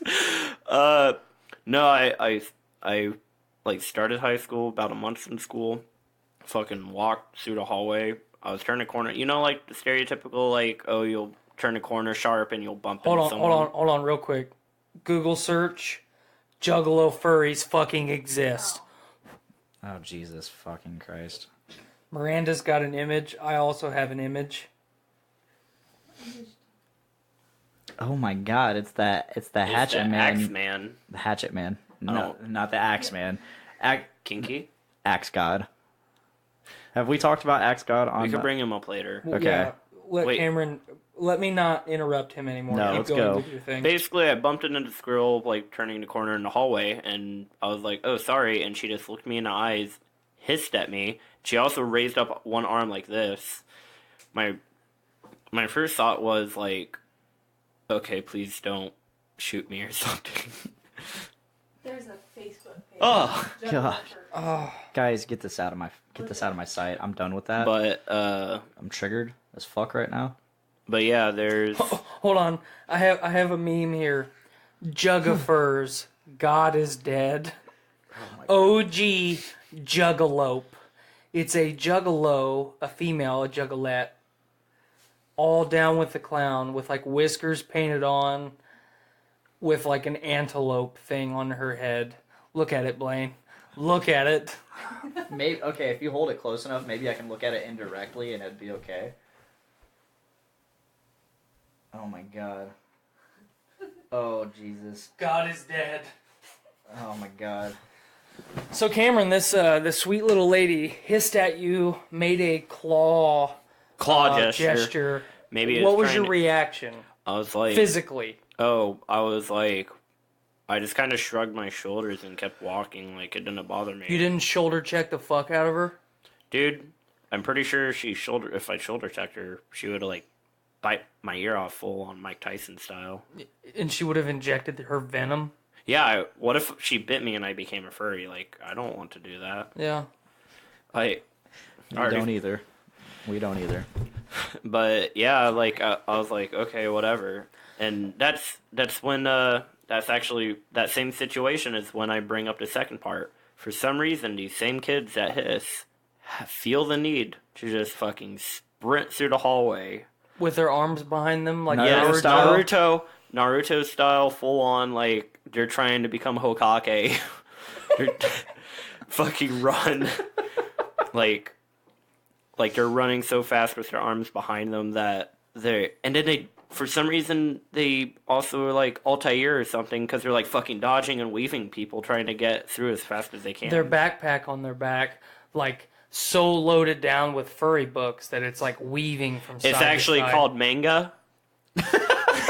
Sorry. The offense in your voice was just pure. No, Pure. So one of the questions that I had for you a couple weeks ago when we were talking about this, you actually asked me like how many furry kids I had in my class, and I told you a solid 15, and you looked at me just disgusted and surprised because you didn't have that many furry kids. we didn't have that many kids compared to yours. Right, you went to a lot smaller school than I Yep. did. I think my graduating class had more kids than your entire school at one time. My graduating class had 70 something people. Yeah. My graduating class had more kids than like all of Carroll County. More people. But I had 128 in my class. I had like a shit ton. Yeah. But Anyway, go on. so do you think that when there's a large like population center, like a school, the larger the school, the more of these furry kids there are, because not just by happenstance, but by like one furry kid sees another furry kid and then they band together and then they start bringing people in their ranks. That's actually like I've done not actual like study, but I've watched like documentaries over like why people are furries and stuff, because that kind of stuff interests me. Like, why are people like certain ways? Not just specifically furries, but like other kind of like cliques or like weird things people do. But this documentary said like they took a pool, they went to like 5 different schools that had a lot of these furries, and they will actually like form packs, and they'll even have pack leaders and shit, which is really, really weird. Mother of God. Yeah. That's all I had to say. But That's all I had to say about that. But not only that, like, another consistent thing that furry kids will do is, after school, they would, usually they would find a place, and they would, like, kind of claim that place as their designated, like, territory. And it's weird because, like, these people don't have... They've never met each other, like, these groups of people, but yet they all have the same tendencies. Like, these people have, like, subliminal, like, deep heritage genetics that make them follow these codings inside of them. I don't know how to describe it. It's their animal instincts. Yeah. And there's also, the people that, like... Another group of people that I really don't like in school are the people that are full on, like, fucking blonde hair, blue eyes, and they're like, I'm 1/8 fucking Cherokee. And they walk in with a goddamn headdress. Oh, they're so annoying. Did you actually have those people? Mm-hmm. I did not. Headdress and all. That goes to show you. I've never seen a headdress, but I've heard stories of, like, after I left school, these 2 girls, they started wearing a headdress. Not like a full-on, like, 100 feathers, but, like, a headband with, like, a few feathers on it, like, hanging down. I had those people. So, I am from Delphi, Indiana. Mm-hmm. No one gives a shit. Right? I went to Delphi Community High School. Cameron, you went to Carroll Consolidated? Carroll Consolidated School Corporation? Yes. So, we are our schools were rival schools, both being in Carroll County. Mm-hmm. This goes to show you, since I never saw any of that shit, this goes to show you Delphi is better. Cool. Delphi is better. You win, Blaine. I guess Delphi is better. I know. The fangs come out. Yeah. He admits it. Yes. I don't care how much sarcasm is in there. But really I actually really don't care, and I don't care about rival schools at all. Because I was a McCutcheon Maverick, and I hated that fucking place. Yeah, I was gonna say I didn't really. I actually like school. Delphi. I only liked my senior year because I had a really cool art teacher, and I did art all day. So, that was it. Jennifer comments saying Frontier is better than both. Frontier being the school in Brookston, Indiana. Fuck them. I hear Frontier raises Nazis. Yep. Yeah, That's what I we heard. hear Frontier raises Nazis. What's The foundation of the building is made from ground up babies. Okay. What's my good buddy Travis got to say there? He says, I'm sure you guys saw, but 450 North is having another release for Fruity Nugs on 3/2. That's March 2nd. Which we were discussing a little bit earlier about possibly, I think I said the Juicy Nugs, or it may have been Fruity Nugs. That's your phone. Yeah, I'll go ahead. You guys go keep talking. I'll look this up real quick. Anything you would like to discuss, Cameron? Because I've got a little bit more, but I didn't. This isn't. That topic was kind of over. Like, All there's right. nothing very important about. All right, here's one. I got a little bit of a rant while Blaine gets prepared. People getting stupid fucking tattoos. Just stupid fucking tattoos. I feel attacked. And hold on. Hold on. I feel Stop. attacked. Stop. It's not like some may say your tattoos are stupid. I don't think They they're are. stupid. They're not stupid. They are. They are not Some stupid. of them are. Okay, you're stupid. But Yes. it's the whole fucking circle. People getting really stupid fucking tattoos and then not fucking taking care of them. Oh, yeah. Like, oh, I'm going to get a fucking dick tattooed on my arm, and then I'm not going to take care of it, and it's going to get infected. And then I have an infected dick on my arm. How fucking stupid are you? I'm getting right up in the fucking camera for this, because this pisses me off. Tattoo artists, tell your fucking people how to take care of them. And if they don't listen, it's on them. Fucking people, do what your tattoo artists say. It's your fucking skin. We talked about this the other day. Stupid fucking tattoos. Are we gonna bring up what was the topic of this? Sure, go ahead. Your wife Yeah. got a tramp stamp. My wife got a tramp stamp. And it says, "My name Jeff." It says my name, Jeff. No, it's actually a nice little hummingbird. It's actually a cool little tattoo, but a new tattoo shop opened up here in town a couple years ago. Like 6 years ago at this point. And she's like, hey, I'm going to go get a tattoo with my grandma. Oh, that's cool. Where are you going? This tattoo shop that no one has ever heard of. Oh, they just opened. Don't go there. You know, don't do that. You go get tattoos where there is artists with a clientele and portfolios and experience, and not people who just got out of prison with a safety pin, a Bic lighter, and some fucking watercolor paint. You fucking go where someone is going to take care of you. And It's India Ink. I'm just fucking with you. Okay, thank you. But where people are going to fucking take care of you, because you can get fucking diseases that ruin your fucking body. Yeah. Don't be fucking stupid. So I tell my girlfriend at the time, who's now my wife, don't go there. They just opened. And I haven't heard good things. Oh, okay. So what does she do? She goes and gets a tattoo. The guy doesn't do a very good job. Then the guy doesn't tell her how to take care of it. So I tell her how to take care of it. Well, rule number one, when you're with somebody for a really long time, you tell them how to do something, they're not going to do it. So she doesn't take care of it. Now it looks like shit. Yep. Skylar, your tattoo looks like shit. Called out. Dumbass. Hey, that's my wife, you son of a bitch. Tyler's dumbass. Thank you. But yeah, I don't. Okay, so part of the reason this pisses me off so much is people live beyond their means, especially in the United States. Yes. People who shouldn't be spending money on tattoos and drugs and all the other stupid shit that we spend money on, they go spend lots of money on really shitty fucking tattoos. Mm-hmm. Don't take care of them. That makes them look even shittier, and then they complain about it. Yeah. This isn't me attacking my wife still. This is just people in general. Don't get fucking stupid tattoos. Don't do it. It makes my brain explode. My stupid tattoos have meaning attached to them, so they're not. So they're not stupid. But they are still pretty stupid. I got might, dat boy, for Christ's sake.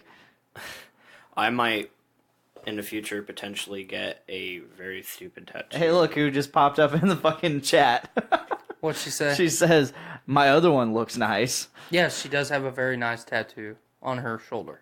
Remember those fucking coupons that, Spring brought in? Right? The little coupon things? I didn't like Spring, and I didn't interact with her. Well, Nate, he took the fucking Home Depot, buy 230, you get $50 off or something, and he put on my nipple. And I told him, hey, if you buy that tattoo, I'll get it tattooed on my ass or something. And he was like, I'll think about it, bro. Oh, you're going to get a peeler tattooed on your ass? Probably. You're a fucking retard. Why? Because you're going to get a peeler tattooed on your ass. It's like, okay, so I love Jackass. Always have. Yeah. Love Bam Margera. Love the whole cast. In Jackass, Bam Margera gets a dick farm branded on his ass. So not only do we have people getting stupid tattoos, but we also have people getting branded. Yes. I don't know if people, like, where the communication breakdown is in their upbringing, that taking a hot fucking iron and pressing it against your skin and imprinting that body on, or that image on your body with searing hot iron and then not taking care of it, Like, what is your body? How is your body going to react? Well, it's going to try and heal itself, and it's going to get infected. Yes. So don't fucking brand a dick farm on your ass. Don't tattoo a peeler on your ass. Don't get stupid tattoos. If you want to get a video game tattoo, do it. But make sure you go to somebody that does a good job. If you want to get a dick tattooed on your arm, do it. But go to somebody that's going to do a good job. Put a fucking big veiny triumphant bastard on there. Yes. Throw in the pubes and everything. But take fucking care of it. My former coworker and not so friend, but friend, Olivia, I sent her to Erica, my artist, for her first tattoo. What'd she get? She turned her nipples into hearts. That was her first tattoo. What's wrong with that? Nothing. She wanted to actually fix her nipples up because she also has fake tits. So They all taste the same. when they went in to, fake them up, I like your verbiage there. Very well thought out, sir. they tore the hell out of those nipples. All right. Apparently, I don't know. I haven't. I'm apparently the only person on the deck that hasn't seen them. Okay. Well, I'm okay. I'm very okay with that. I'm very okay with that. All right. So she gets her nipples turned into hearts. She goes in for her second tattoo. What does she get? She gets a banana peel. It's a banana, but being the peels, the sides being peeled down. Right. And what is underneath those peels? A dick? A dick. Hell yeah. That's what she got. That was her second tattoo. Dick tattoo. She actually got. I mean, and she is notorious for having like the largest dick pic collection. Right. Cameron, are you gonna get a dick tattoo? No. But you're gonna get a peeler tattooed on your ass. I don't actually know if I would get a peeler or tattoo. The only thing I actually ever have planned is I want a kind of a sleeve where it will be like a band wrapping around my arm, and there will be All tribal. trees coming up from it. Barbed wire. Well, actually, I was thinking of having a fucking barbed wire tattoos. I was thinking of having like a little, like having the trees, right, the tree roots coming from them forming like a weave or a braid, and then having like a little circle in the middle with Yggdrasil or the Tree of Life, and then have it, and then have it wrap around and then come to an end right here, and just have like kind of a cuff shape on my arm, and cool. I would have mirrored ones on both of them. I've drawn out like probably 6 or 7 variations of it, and it changes all the time, and I'm still thinking about what I want. I've been thinking about it for probably about 2.5 years now, and yeah, I always thought that would be really cool. The other tattoo I would really like would be on my back. I would want a kind of like a roaring bear. Okay. Yeah, and I hate bears. Bears probably hate you too. They hate everything. Honestly, yeah. They don't hate honey. Go Or on. berries. They probably hate the Go bees on. though. Probably. I like that. Thank you. But I wanted I'm still thinking of what I wanted. It would be cool if I had a bear, but I didn't want lightning bolts coming out of its eye, but I wanted its eyes to have like a staticky aura. I thought that would look really cool. Or I kind of wanted to have a bear, but it has like back to like having video game tattoos. I think it would be cool to have a bear with the Solar Crest painted on its head. Right. I thought that would be really cool. Praise the fucking sun, yo. Yeah, I praise the fucking sun every day. Hell yeah. I'm surprised Nate Vanderwall hasn't hit you up for his tattoo idea, because he's been talking about it for a couple years now. He wants his first tattoo to be an Orbolis. A what? It's the snake wrapping around and eating its tail. Yeah. He wants that to be his first tattoo. Very detailed. Which is also Jormungandr. He wants that to be his first The world tattoo. serpent Yes. in The one- Norse mythology. Is that the one that he killed Thor, right? Yeah. Yeah.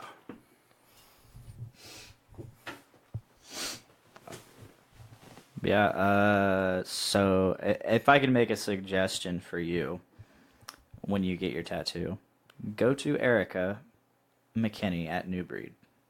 She's my artist. I will keep that in mind. There is also another artist. I can't remember what her name is. I have her on Facebook, but she, I think she was trained by like 3 of the people from that show. Well, guess who else is that show Ink Master? I'm assuming. Yeah. Doesn't that guy also Saint work? Mark? Yeah. Yes. Saint Mark also is a co-owner of New Breed here in West Lafayette. Mm-hmm. Whatever. I will be contacting Erica very soon. To start one of my 2 sleeves. Awesome. Make sure you let her know that you know me. She'll treat you good. I mean, she'll treat you good regardless, but she'll treat you extra good if she knows I sent you or you know me. I'm gonna hide behind the dragon pad. I can't say she'll give you a discount, but you know, she'll treat you good. She's great. She's like, speaking of like tattooists that are professional. She's very professional. She keeps everything super clean. She'll throw on some fucking shows or something for you to watch while you're getting your tattoo, or she'll have a great conversation with you. She's really awesome. See, here's clean. Here's the thing. This is part of the reason I went on that rant. We a lot of us, especially, tattoos are now getting to the point of where it's not a taboo thing. No, it's not. It's awesome. not rebelling against your parents. It's art. It's you expressing yourself the way that you want to through somebody else's mind. Because you can go to a tattooist and say, well, here is the exact image that I want. But a lot of people go and they're like, well, here's my idea. Yeah. I want you to make this idea real. And then it's your idea, but it's their representation of your idea. So it's like getting a canvas and somebody painting it and putting it up on your wall. But it's, your skin is a canvas. It is. So you get a tattoo and then you build this rapport with your tattooist, and you'll have these people for as long as they're in business. You take care of them, they take care of you. We have so many instances in our life where we deal with shit business people. Mm-hmm. We deal with it every day, whether it's the fucking cashier at McDonald's or the highest CEO in the U.S. Make connections and get to know people and build your fucking repertoire of fucking people. Repertoire isn't the word I wanted to use, but that's what popped into my head. It's completely fitting. People are a resource just as much as, the tools in your toolbox. They are like, you can use people, and I mean that in a good way, not in a like... That kind of sounded sociopathic. But I know what you meant. You have connections. And it's like, you always get the person that does all the shit that I just said, but then they're like, well, how much is this full... like 7-session full back tattoo going to cost me? About $55? No, don't fucking cheap out on tattoos. Don't be fucking stupid. Which is, it's funny you say that, because like the last 4 tattoos I've gotten have all been on like half off day at New Breed, but I know that's different though. I know Erica's going to give me a good product. Right. Half off is... when a shop runs like a half-off deal, like New Breed does a lot, that's really cool. Because obviously, they're losing out on money a little bit, still providing the same quality of service. It's not me going to somebody's kitchen and paying $50 for a tattoo, which I did, and I have a cool one. But anyway, point is, Erica does an awesome job. Go to her. New Breed, West Lafayette. Erica McKinney. Shout out also. Hell yeah. Jennifer commented, because I sent her to Erica for her last tattoo, and she goes, I watched Breaking Bad while she did my tattoo. See? She's got a TV in there. It's got it's a Roku TV. I think. Or it has Amazon. I don't know. It's cool. Constantly. I watched Pop Star, Never Stop, Never Stopping in there. I need to go back and watch that whole thing. You finish it. Andy Samberg is fucking hilarious. There was this a mockumentary. Oh, I can't remember what it was called. I feel like I've brought it up before, but this mockumentary on like this the like 1980 whatever Tour de France. Oh, it's called Tour de Pharmacy. And it was about how like steroid abuse was like so prevalent during that period of bike racing, And so it followed like all these different hotshot racers, bike racers, and had the cast was just awesome. Had John Cena, so it had the people back in the day from the film, and then they were interviewing their current selves. So John Cena's current day was Dolph Lundgren. Hell yeah. And it was just absolute hilarity. It's only 50 minutes long. What'd you say it was called again? Tour de Pharmacy. All right. If you can, look it up. Find some way to watch it. I watched it on HBO, but fucking hilarious. Hell yeah. If I got a tattoo at that lady, I would bring in a disc copy of The Room. Yes. She's a big fan of The Room. Oh, really? Yes. And then, I don't know. I don't even know Don't what shake the mic. Oh, I don't even know what tattoo I would start out with, though.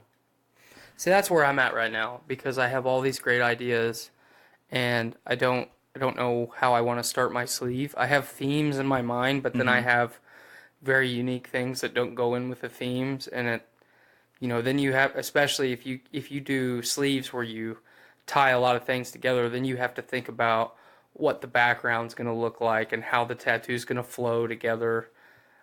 You obviously haven't done that. I'm really anal about shit like that, so I have a tattoo on my wrist and one on my shoulder, and neither one of them have anything to do with each other, so I have to figure out how to mesh all that shit together. This arm, my left arm, is my life lesson sleeve.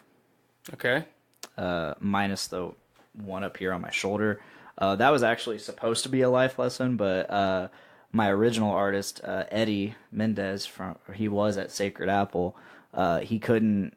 I had some. What I try to do is I try to take a life lesson and apply it to song lyrics that I love, and then I tattoo it. He couldn't find a way to fit the lyrics that I wanted into the tattoo and actually make it look good, so I just went without the lyrics. But yeah, this tattoo was originally supposed to show it on here. Can't see it very well, but it's mostly just to match the other arm, which is my Across the Sun tattoo, which is a phoenix. It's a red phoenix, and then this over here is a blue falcon. And it was supposed to read from the Five Finger Death Punch song, "The Bleeding." Well, as wicked as you are, you're beautiful to me. You're the darkest burning star. You're my perfect disease. Right. I love that song. I love those lyrics. It's like, it's a really cool dichotomy because it's got the, you're so bad for me, but you're beautiful to me. Mm-hmm. You're a terrible fucking person, but it's beautiful to me. Right. So I don't know what the lesson in that was, but I really liked it, and I feel like I've been in that place before, where like someone was so wrong for me, but like I saw the beauty in them somehow. It's like me. Yes. I'm so wrong. But I'm so right. Moving on. I'm not even gonna. I'll get to the one just below that next, but my first tattoo was right here on my forearm, the symbol, and I've made that my logo for quite a few years. Show the feed. But that was originally it was just a symbol.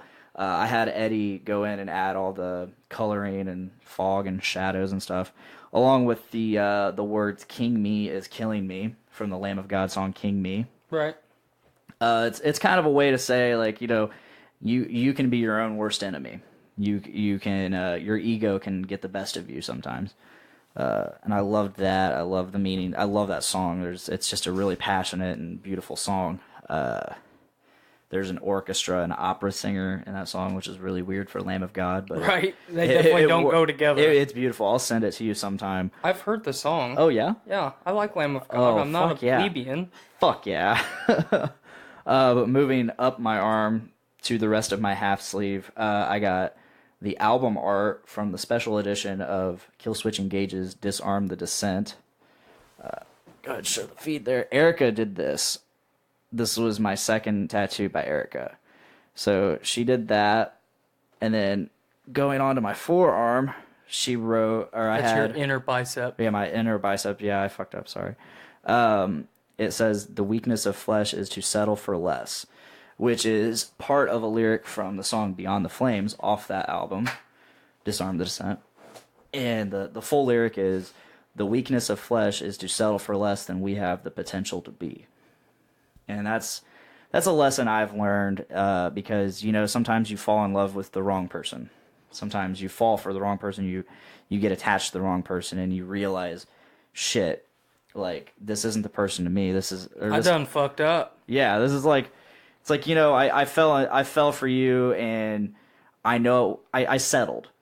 I settled because I either didn't think I could get better, or I just wanted something right now. And I've done that a few times in my life, and so once again, that's a lesson I've learned, and I'll never go back to that. Hopefully. Hell yeah. Hopefully, as I my first tattoo was when I was 17. It was a $50 kitchen tattoo. Nice. So, but it was also by one of the, like, highest rated tattooists in the U.S. of all time, Neil Pancake. Shout out to you wherever you're at in the world. You did a great job. I wish you could do the rest of my stuff. I feel like he's from Delphi. I don't know if he is or not, but I know shortly after he did my tattoo, he packed up everything he owned and went back to California. So, man, yeah, because my dad, when after I had a couple tattoos in, and my dad would talk to me about tattoos, he's like, "Yeah, you should Neil Pancake," or I feel like he said something to me about him. So he's got to be from around the Delphi Carroll area. I know he's local. But, okay. Yeah, I really wanted, even then, I was like, oh, I'm getting a tattoo. This is badass. Yeah. Even then, it was like, I knew I really wanted the same person to do all my tattoos. And then, Neil moved on with his life. And it's like, well, shit, now I got to start over. And I had Daniel at New Breed do my semicolon on my wrist. My sister and myself got each of us semicolon, same session. That's like a 5-minute tattoo. Yeah. But that's a big deal for us. We really appreciate the semicolon and what it stands for as far as the mental health movement goes. Yeah. Because we've both battled that a lot in our lives. But now I just want to fill it all in and be done, so I don't have to think about it anymore. Same here. Because now it's to the point of where it's like, I have all these ideas, and then I replace an idea with another idea, but that doesn't mean it's better than the idea that I replaced it with. But I've only got so much arm space. I know, it sucks. And obviously, I want to do other stuff too. I kind of have this stigma with leg tattoos. I really like yours. I really don't. I've seen a lot of really bad ones. There's some bad ones. So, speaking of leg tattoos, sorry to interrupt. No, you're all right. Speaking of leg tattoos, I was joking. Originally, I was gonna give Matt this little ceramic kind of Hawaiian hook, like bone tooth necklace thing that I made. I was just gonna give it to him because I don't want it. The technical term for that is a hay matau. A hay matau. I'm sure I said that wrong, but I really liked it. It's really intricate. And then Moana came out, and everyone just called it Maui's hook now, so I don't want it anymore. So I was gonna give I'll take it if you don't want it. Okay. I could give it to you when you drop me off. All right. Or you can just bring it to work tomorrow. Or that. All right. But also, I was telling Matt I was gonna get him a necklace as like a joke for his thing, but he was talking. Now you can give him a pearl necklace, which is actually anal beads. I thought that's when you like come on their neck. Yeah, I was going for that. I was saying an actual necklace that doubles as anal beads. Oh, okay. Do both. But yeah, I guess like he is talking. He's earned it. He deserves it. He is talking to Nate about like the thing I made for Nate, the little painting, whatever that I was working on with like Jesus on T-Rex and shit. But Matt said it would be really cool if I would design, because have you seen the D&D tattoo? Yeah, I love his calf tattoo. Yeah, he said and it's really cool that he said this, because this is like my favorite thing to draw, like what I specialize in, basically. He said if I made a fucking, like, a evil looking, like, kind of like a dead treant, like, grabbing around his leg and, like, grasping the dragon, if I made that as a design, he would definitely get it as his next tattoo. That's and cool. I think that would be really badass if something I designed would be going on someone's body. Mm-hmm. I always like thought being a tattoo artist would be cool, but I'm definitely not Dexterous enough. No, I'm dexterous enough, but I don't it's too tedious for me because like I've played with a tattoo gun and stuff, but it's definitely way too slow of a process for me. Yeah. You don't have the attention spans, what you're saying. You could say that. Well, I mean, there's a lot of truth to that. I mean, a lot of people have very creative minds. I mean, I'm one of those people.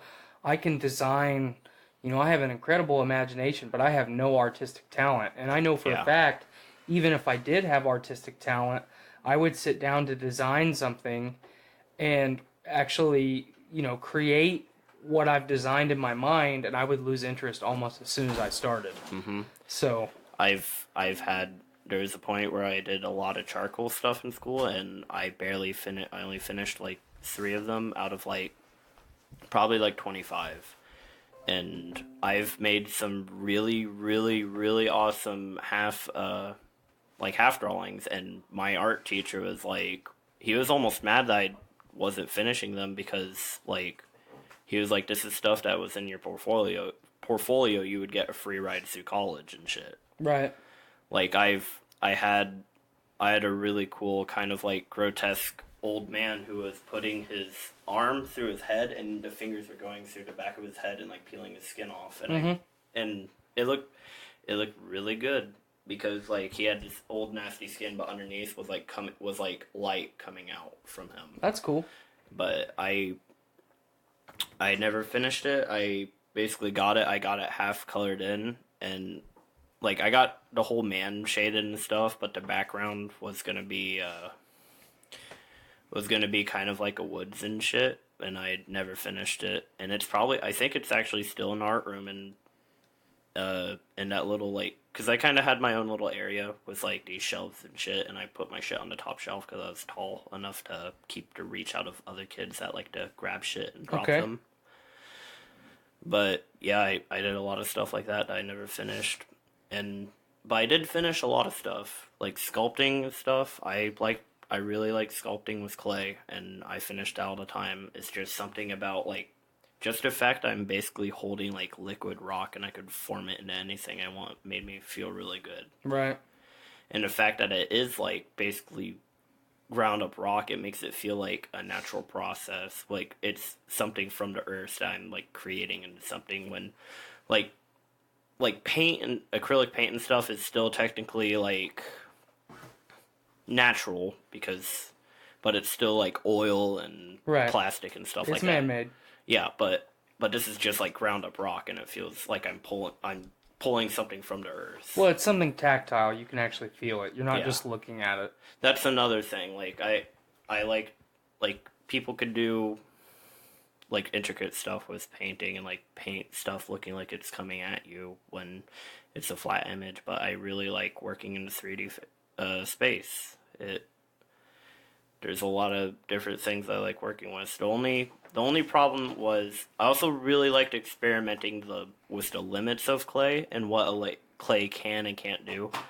So I blew up a lot of projects in the kiln when we would fire them, and I've also destroyed a lot of other people's projects because my projects would blow up and cause theirs to blow up. Right.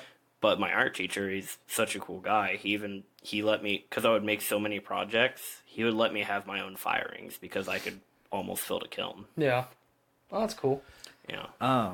That's awesome that you said, because so my best friend, she went to school. She got a master's in art and all that, so she could teach and whatnot. And she did a lot of teaching and assistant teaching and whatever at Carroll, and she did a lot of work with 3D art. And so I wish, I wish you knew who she was, because I don't know if she worked with high school or middle school. I can't remember where she. Does she work there now? Or? I don't know. I don't know what she's doing in that area right now, because I haven't been in much Does she have red hair? Yes. Nicole Ingalls or Brubaker. I think I know her. I think she might be an art teacher now because my teacher left. Awesome. I had no artistic talent whatsoever. Me either. I know I've been really good at design, but like I can't draw. I can design, I can write, but I can't draw a stick figure. But I did have a really hot art teacher in high school. Yeah. What was her name? Nicole Brubaker or Ingalls. Probably Ingalls. That's her married name now. Yeah, it is. Good friend of Tyler and I's, Carl Ingalls. Better friend of yours, more of acquaintance for me. Yeah. But Carl's a cool dude. Carl's the best. Hopefully, future guest on the show. I really want to get him on here. Being a new father and living in Florida now, and on top of that, working full time, and just having a life. It's hard to get him on here, but I understand that. But I really hope to have him on there because he is quite the character. Yeah, Carl's really cool. If you want, I can just bring her up. Yeah, that would be a lot. Yeah, it would have been a lot faster. Yeah, I didn't know he was looking Me for trying her. to find this person on Facebook, and So I probably can't even spell her name. Is there anything you would like to talk about before we wrap this up, Cameron? This is dangerous. This is a dangerous question. Yeah, because there's a lot of dangerous answers I could give right I now. know. You know one that's probably on the top of my head. Go ahead. My 50 Shades of Grey story. Yeah, she's the art teacher. Oh, awesome. Yeah. Glad we both know her. She's been my So- best friend for well over 10 years now. So Cameron has been doing a little, I basically got out of high school and I got on Tinder and turned into a monster. Not like he's not kidnapping people with chloroform and wearing their skin. That's not what he's saying. I guess the best way to describe it would be A sexual deviant? I was gonna say sexual awakening, but that also works. Is this your sexual renaissance? You're discovering all these new things? This is your sexual revolution? Yes. Sexpocalypse? Yeah, basically I started using Tinder and it was really easy to just get matches. Like, I remember Blaine talking about it. I had the hardest time getting matches. I just go till I run out of likes, and then I would be like, okay, I'm done for today. Fucking All in a day's work, dust the shoulder off. If and I see move someone on. that looks fucking juicy, I'd fucking super like that shit. I actually paid for Tinder at one point, I did too. so I could get more super likes, and the reverse. Dude, the reverse is good because I made some regrets where some people were so ugly that I was like, no, I want my like back. He showed me I want my like back. he showed me one that was actually a lady boy. Oh, Juicy. But yeah, juicy. basically I started like just feeling around, I'm within a week I matched with like probably 3 random girls. One of them was like very average looking, 2 of them were pretty decent looking. Nothing special though. I'm vegan. But yeah, like at first I didn't know like how what would be a good icebreaker. So the one mistake I learned that people did not do on Tinder is to start off with hey, because that's literally 100% of guys. If you were a fruit, you'd be a fine apple.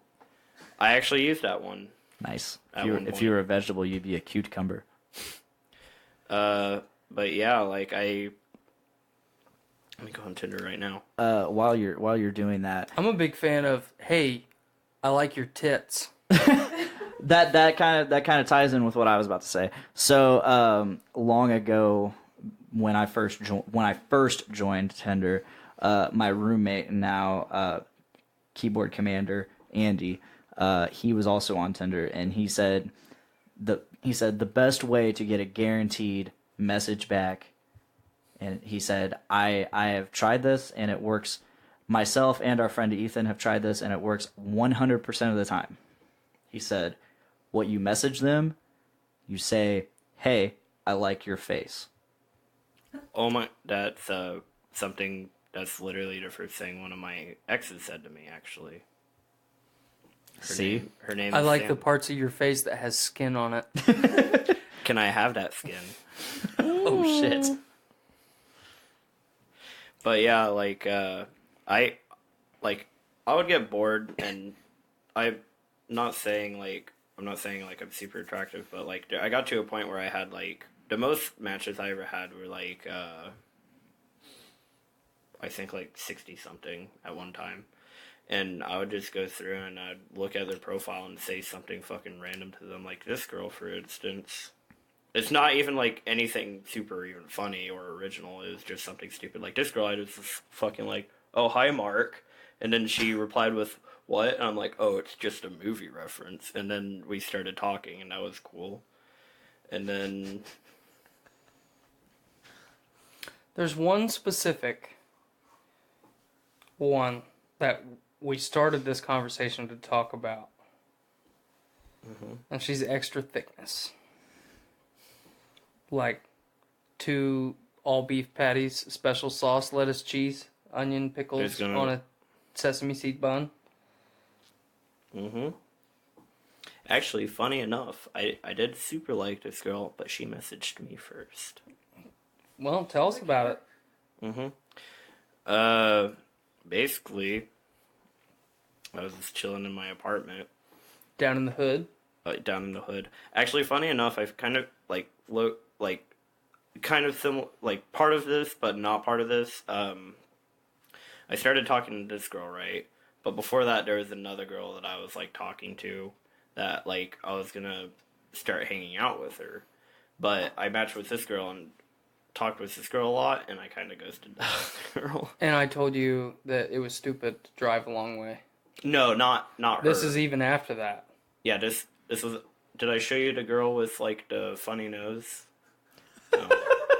Here, I got you. But go on about the one that you ghosted the other one for.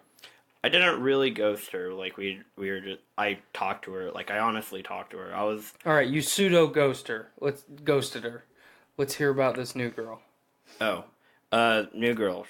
I super liked her. She replied... She was like, hi, and she sent a smiley face. So I was talking to her. Emojis is, like, instant. Yeah. You're in. She wants it. She sends an emoji she's putting out. You gonna take that dick? You gonna take it? You gonna get all that dick? Yeah, she said hi. And Terrible movie. She said hi, but I have, like, I don't have notifications from Snapchat. So I opened it up, and I opened it up the day after Valentine's Day, and I replied with, oh shit, happy late Valentine's Day. And then, yeah, we just started talking about random shit.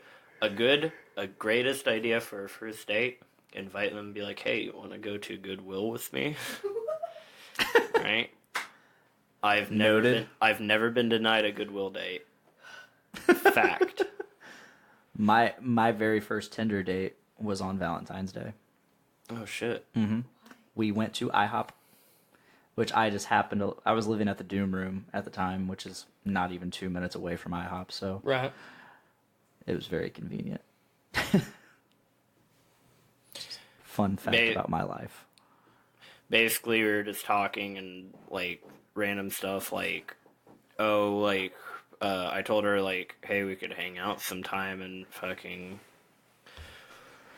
go to Cold Stone and get ice cream and something stupid like that, and then we could go to Goodwill and hang out. And she was like, that's a good idea. And she was like, so... Does she have lockjaw? I don't know. Did she get tetanus? Yeah, she got stabbed with a rusty nail, and now she can't talk. That's why she's stooping to my level. All right, fair enough. But yeah, she was pretty chill, and we were just talking. And she asked me like, what town I live in. I'm like, oh, I live in Lafayette, but I used to live in Burlington. If she's ever been there, and she's like, oh yeah, I know where you're at. She's like, I live in Frankfurt. And I was like, oh, I go to Frankfurt all the time because like I was like, I even go to this like one little restaurant called Milky Way, which is a cool place to hang out sometimes and eat food after you get fucking gourded. And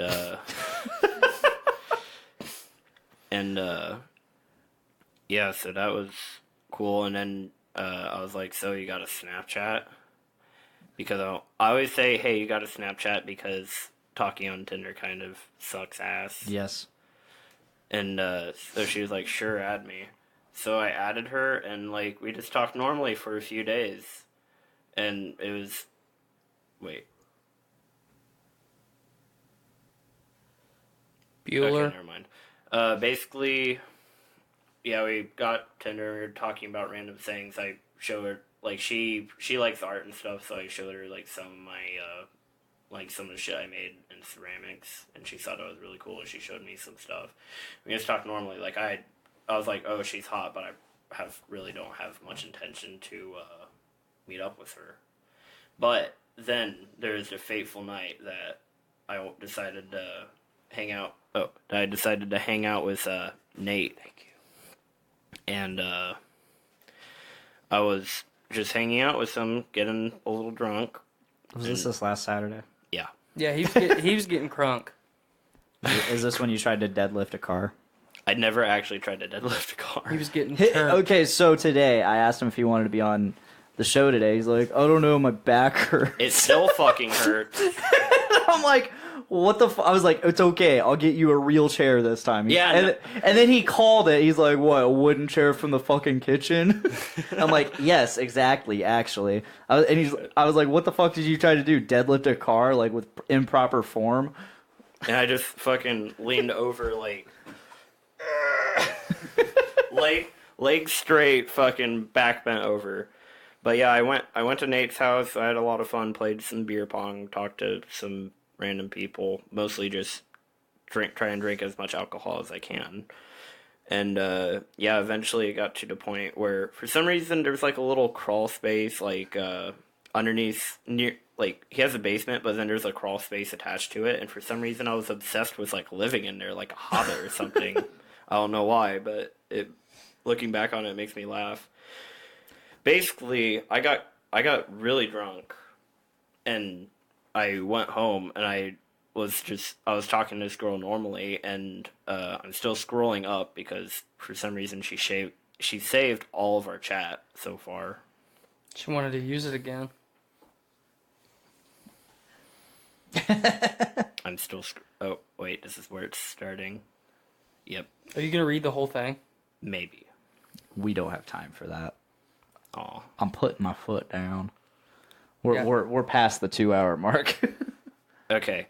Basically, I was like... You can read some of it. Okay, we were talking about meeting, and for some reason I was kind of feeling horny, so I was like... Show me your carrots! No, I was like... Are you Randy? Oh, you Randy. And I said... I still am scrolling up. What the fuck? This is... Drunk happens. No, this isn't even drunk. Like, this is us talking for the past week. For some reason, she saved all of it. She shaved? She did shave. I'm glad. Happy for you. And it ended up like we were starting to flirt around and shit. And it started as like, oh, the things I want to do to you. Ah. That's what I said. The things. And then the things. All the things that they kind of sounds do. weird out of context, but there was good context to it.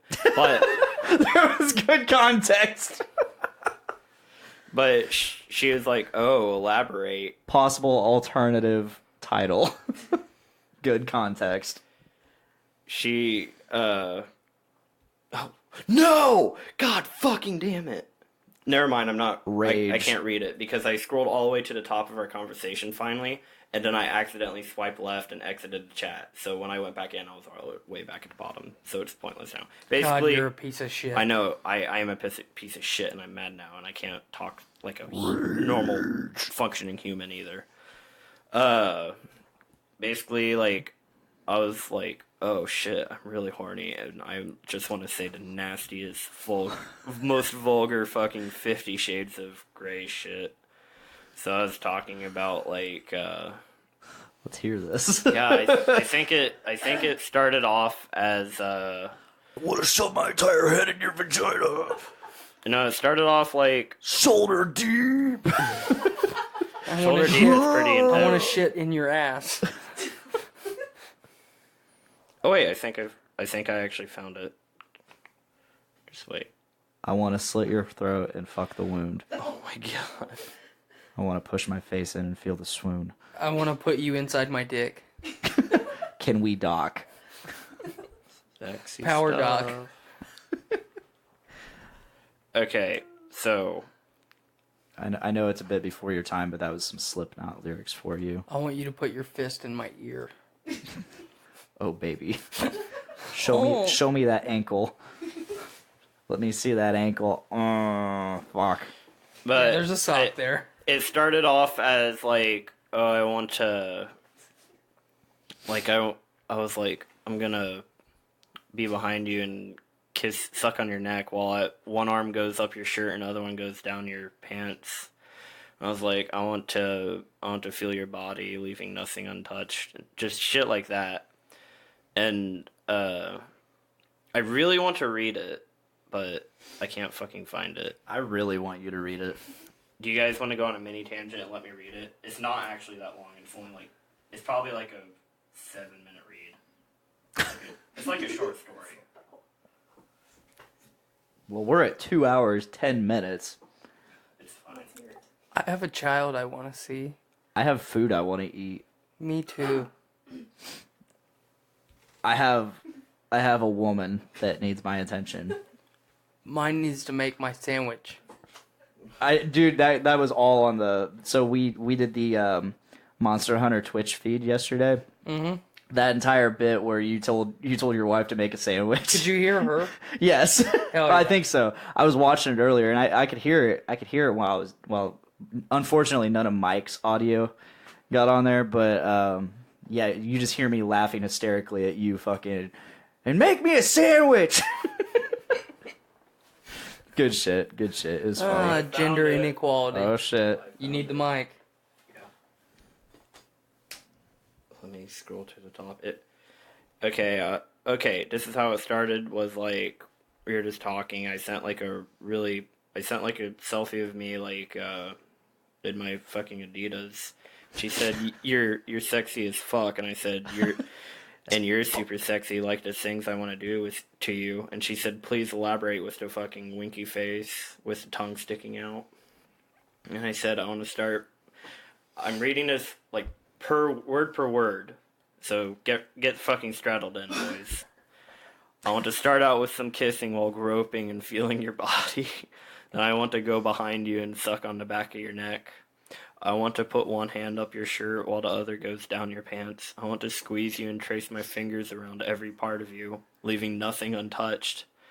Then I'm gonna start taking off your clothes, starting with your shirt and bra, and then I'll go and kiss your neck and run my mouth down your body while caressing your tits and curves. Then I'll Wait, did you say girth? That's the plot twist. Okay, continue. Your tits and curves. Then I'll slowly pull down your pants while feeling your inner thighs. I'll run my hands up and down your legs and then go and start playing with your ass. Okay. Oh no, wait. And yeah, I'll go up and start playing with your ass, and I'll slide off your panties, let them sit around your ankles. Then I'll start kissing you where it feels best. And I put a winky face. It said, I want to start squeezing the shit out of your ass. Then I'm gonna sit you. Squeeze the shit out of it. Get it all out. Then I'm gonna sit you down. Constipated. Then I'm gonna sit you down and move back up to your breasts and start kissing and sucking on them, while using my hands to start tracing around you till I find the spot that will make you twitch from pleasure.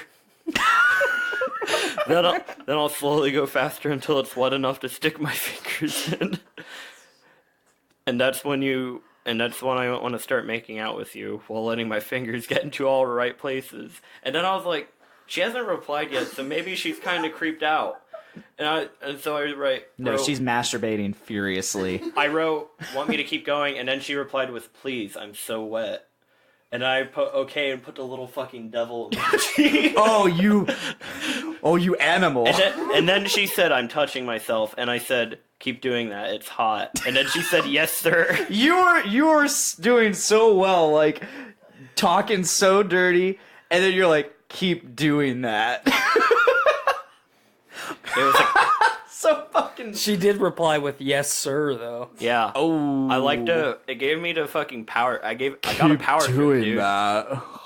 that. That's not how I imagine it. I imagine it just like as a sharp command. Do it. Do it. I said Palpatine completely spoiled the mood. Do it. Do it. Then I'm gonna go back down and... Oh my god. This is cringy to reread. How do you think I felt when I read it the other day, you sadistic fuck? Then I'm gonna go back down and full on eat you out like the savage person I am, being really sloppy. And then I want to turn you over doggy style and continue eating. I'm gonna give you the floppy devitt. Oh. She replied with fuck yes. And then I said that's when I'm gonna start smacking your ass. It's gonna be sharp and pleasurable. then I'm gonna pull you up so you can start returning the favor on me. And both of us will go at it like beasts. Then when you're ready, I want to lay you down and lift up your legs and start prodding your soaking wet pussy with my tip, letting them rub together. Then I'll slowly slide in and start kissing your body, tits, neck, face. I want to stick my tongue in your mouth. Then I'm going to slowly increase speed and put it in a little bit at a time. I want to keep it at a steady 3 inches for a bit. That was my favorite part. Like, he's got like one of those fucking, like a protractor out, and he's like, all right. I got 3 inches. I got a rhombus. Oh my... What? Jennifer's still here. Thanks for always staying with us, Jennifer. Yeah, thank you so much, Jennifer. You're the real MVP. What did she say? She says the chick smacked her head. Then I want to start going faster and deeper, letting my shaft grind against your G-spot. Sexual fury is the best. Then I'll use one of my hands to try and play with your clit, running circles around it with my fingers while violently fucking you. And full on sucking your face. That's when I'm gonna put your legs over my shoulder and pick you up while still in you. That's the position I want because it will let me so deep inside you. And then you'll wrap your arms and legs around me like you're a belt.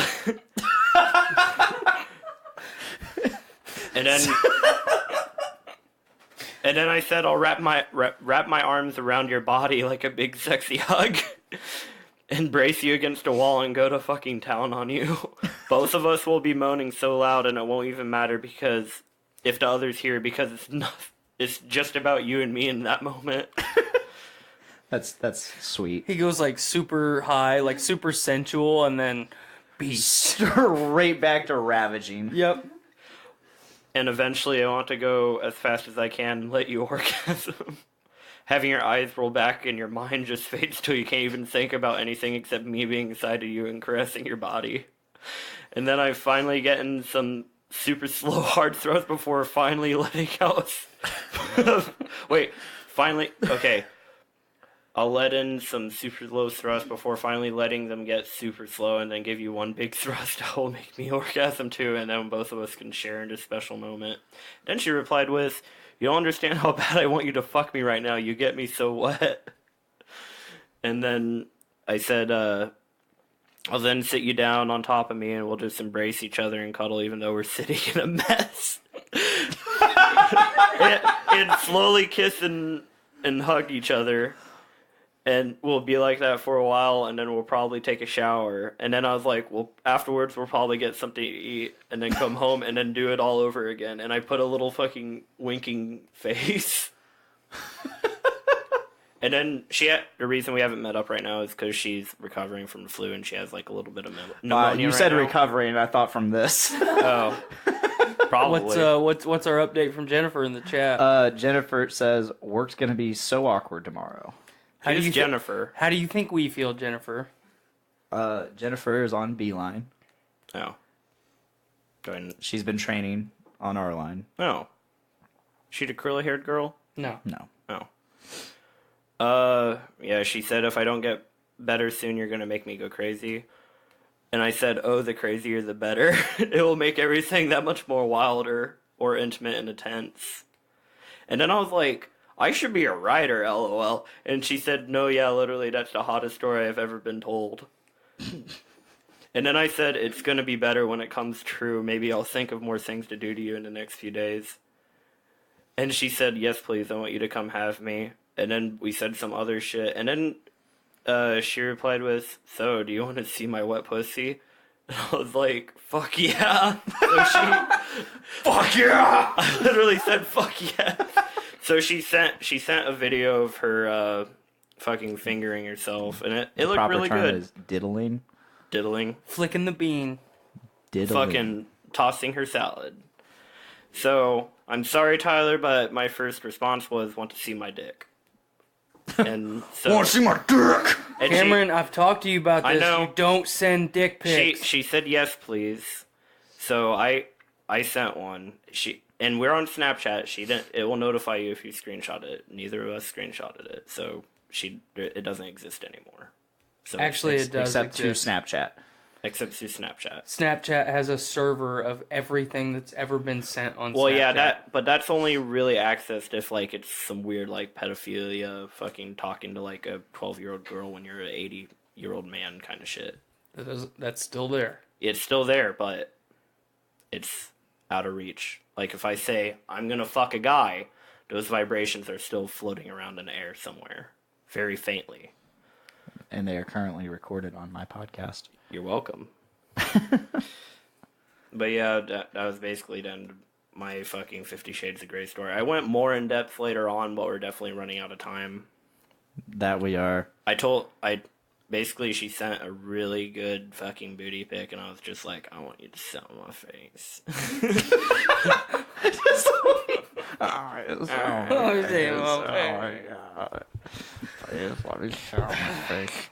But yeah, that was it, and now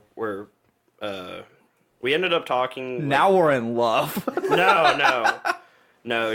We were talking like we said that shit like super like nasty vulgar shit, but now like we're talking normally, like we're talking about like Now that that's out in politics.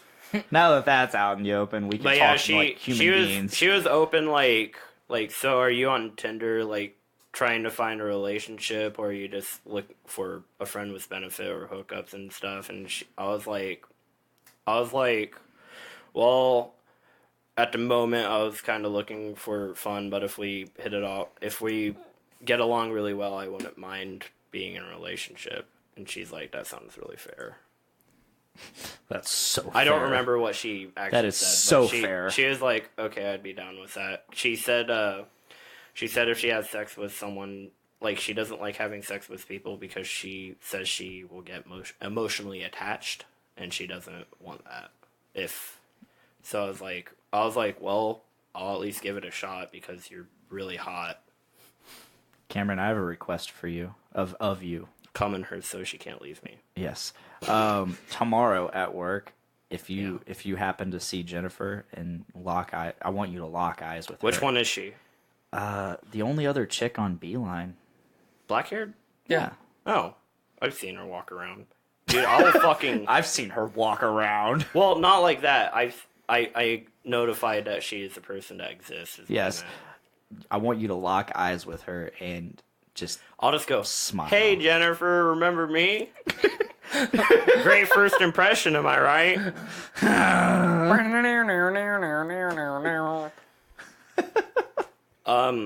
Yeah, I was gonna have Tyler read it the other day, and I wanted him to, like, quietly read it. Honestly, like... I read it really loud, and people started coming around. Honestly, and then I people don't. started coming. I would have. I did. I'm I surprised didn't- I haven't. I did. I didn't. Yeah, I don't really care who reads it. I feel accomplished with myself, and to think It on was top impressive. Of that, on top of that, I was fucking plastered too. Like right after that, I was fucking sitting on the floor talking about how Valhalla is a lot cooler than Heaven. And then yeah, that's how Still making a lot of sense. Right. it does make sense because like in Heaven you're probably fucking playing bingo or something. Bridge. Yeah. Or Backgammon. like fucking backgammon. While Why in is that so funny? While in Valhalla, you're probably playing fucking Jumanji Or killing people. or Yeah, killing people, dude, the thought of like vanquishing the like evil. not like the thought of like seeing ancestors that I didn't even know about that I'm gonna probably vanquish the evil tonight. the thought of like just No, I was gonna. Never mind. the thought Choke the bishop. Yeah. Choke to- Pet the gecko. Beat that thing like it owes me money. No, I like the one I beat my dick so hard I cooked me breakfast in the morning. But no, like fucking Shout out to Rachel. fucking Valhalla, like you sit with people that are like fucking you came from their seed technically like a long time ago who've done stuff and Things. and things and you just fucking you eat, get super drunk, you go outside and kill each other or kill a bunch of random people till you die, and then at the end of the day you get raised up, and you do that for all eternity till the fucking end times come and you make one final last stand against like the fucking titans of the world. And that sounds really cool to me. I'm down. I'm down. Glory, honor, Yeah. And then like Beer. even beer. and that's even cool because like even in Valhalla, like you're still eventually gonna die. It's just like a returning into life, just so you could like fight for the end of the world, which is weird because like it's just so cool how they talk about it. Like there's like they're like specific, weirdly specific. Like there's 10,000 doors and 500 men will come out of each one. Stuff like that is super cool to me. I don't know why. But that's basically it. I mean, That's all I have to say about that. I mean, Heaven's probably really cool too, and Backgammon. Backgammon. Bridge. I feel like Heaven could actually be really. Shuffleboard. Shuffleboard. That's what I was trying to come up with that one. I feel like Heaven could actually be really cool, but I feel like the churches have probably like bored it down and shit. I'm thinking there's lots of dicks in heaven. They ruin everything. Yeah, I know. Fucking the clergy. Fuck you guys. Yeah, fuck you. Fuck off. I'm just gonna follow my 10 Commandments. Yeah. Don't tread on me. Well, while we're wrapping this up, can I get one good yee? Yee! Hell yeah. That's some heritage right there.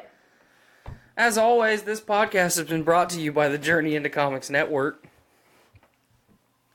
I was totally gonna. I didn't even think about plugging. I was totally gonna go the whole episode. I was gonna end the episode without plugging anything. This podcast is brought to you by the Journey into Comics Network. You can find us on iTunes, Stitcher Radio, Google Play, Spotify, and our host site, Podbean, yes. And you can get a bunch of different shows on the Journey into Comics Network. You get Journey into Comics, you get Butt Stuff, you get the Poor Report, you get this show, Podcastrophe, Journey into Wrestling, Journey into Wrestling, Foodies Watching Movies, The Voice of Survival, and Game Addicts on a separate stream. yes, you also get Brews with Dudes and Literature. Be sure to check those out. Tomorrow, you get The Voice of Survival. And this, this episode, you get Butt Stuff. We I are suck. so bad I at suck. plugs. We suck. I suck. For $1 a month, you get all the extra cool exclusive shit. For $3 a month, you get even more cool exclusive shit. And that's on Patreon. That's Patreon.com. You kind of went into that. And you're like, for $1 somewhere. For $15 a month, you'll even get a written copy of my 50 Shades of Grey story. Hell yeah. We're gonna make that a thing. Yes, we For are. $100, you get you get silicone casts of my cock and Tyler's. That's me. The $100 is for mine, and you get his free. Yeah, because it's small. It's like the tickler. And then for $120, you get a double-sided dildo that's both of their dicks fused together. Yes. It's like Darth Maul's lightsaber of dicks. Except one side's like super insignificant. Yes, that's mine. That's me. All right, thank you guys for listening. Thank you, whoever's left in the live feed. Thank you for watching. It's probably Jennifer, and who knows who else. Probably Sorry, my wife. Jennifer. You probably. My wife heard all that too. Sorry. Oh wife. boy, Be ready when you get home. We have children. you have child and dogs. That's children. You have child and pug. It's still okay, but we can still do it. But anyways, thank you guys so much for listening and watching. I've been Dick, I've been Tyler. and that's Cameron. Yep. He's retarded. Oh my god.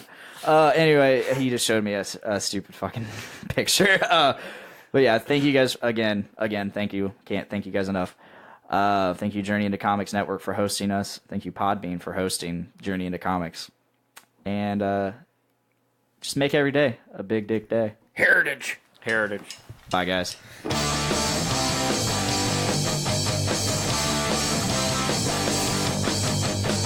Woke up this morning with my dick in my hand.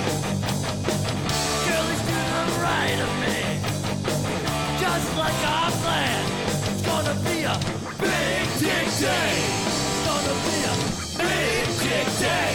It's gonna be a big dick day. It's gonna be a big dick day.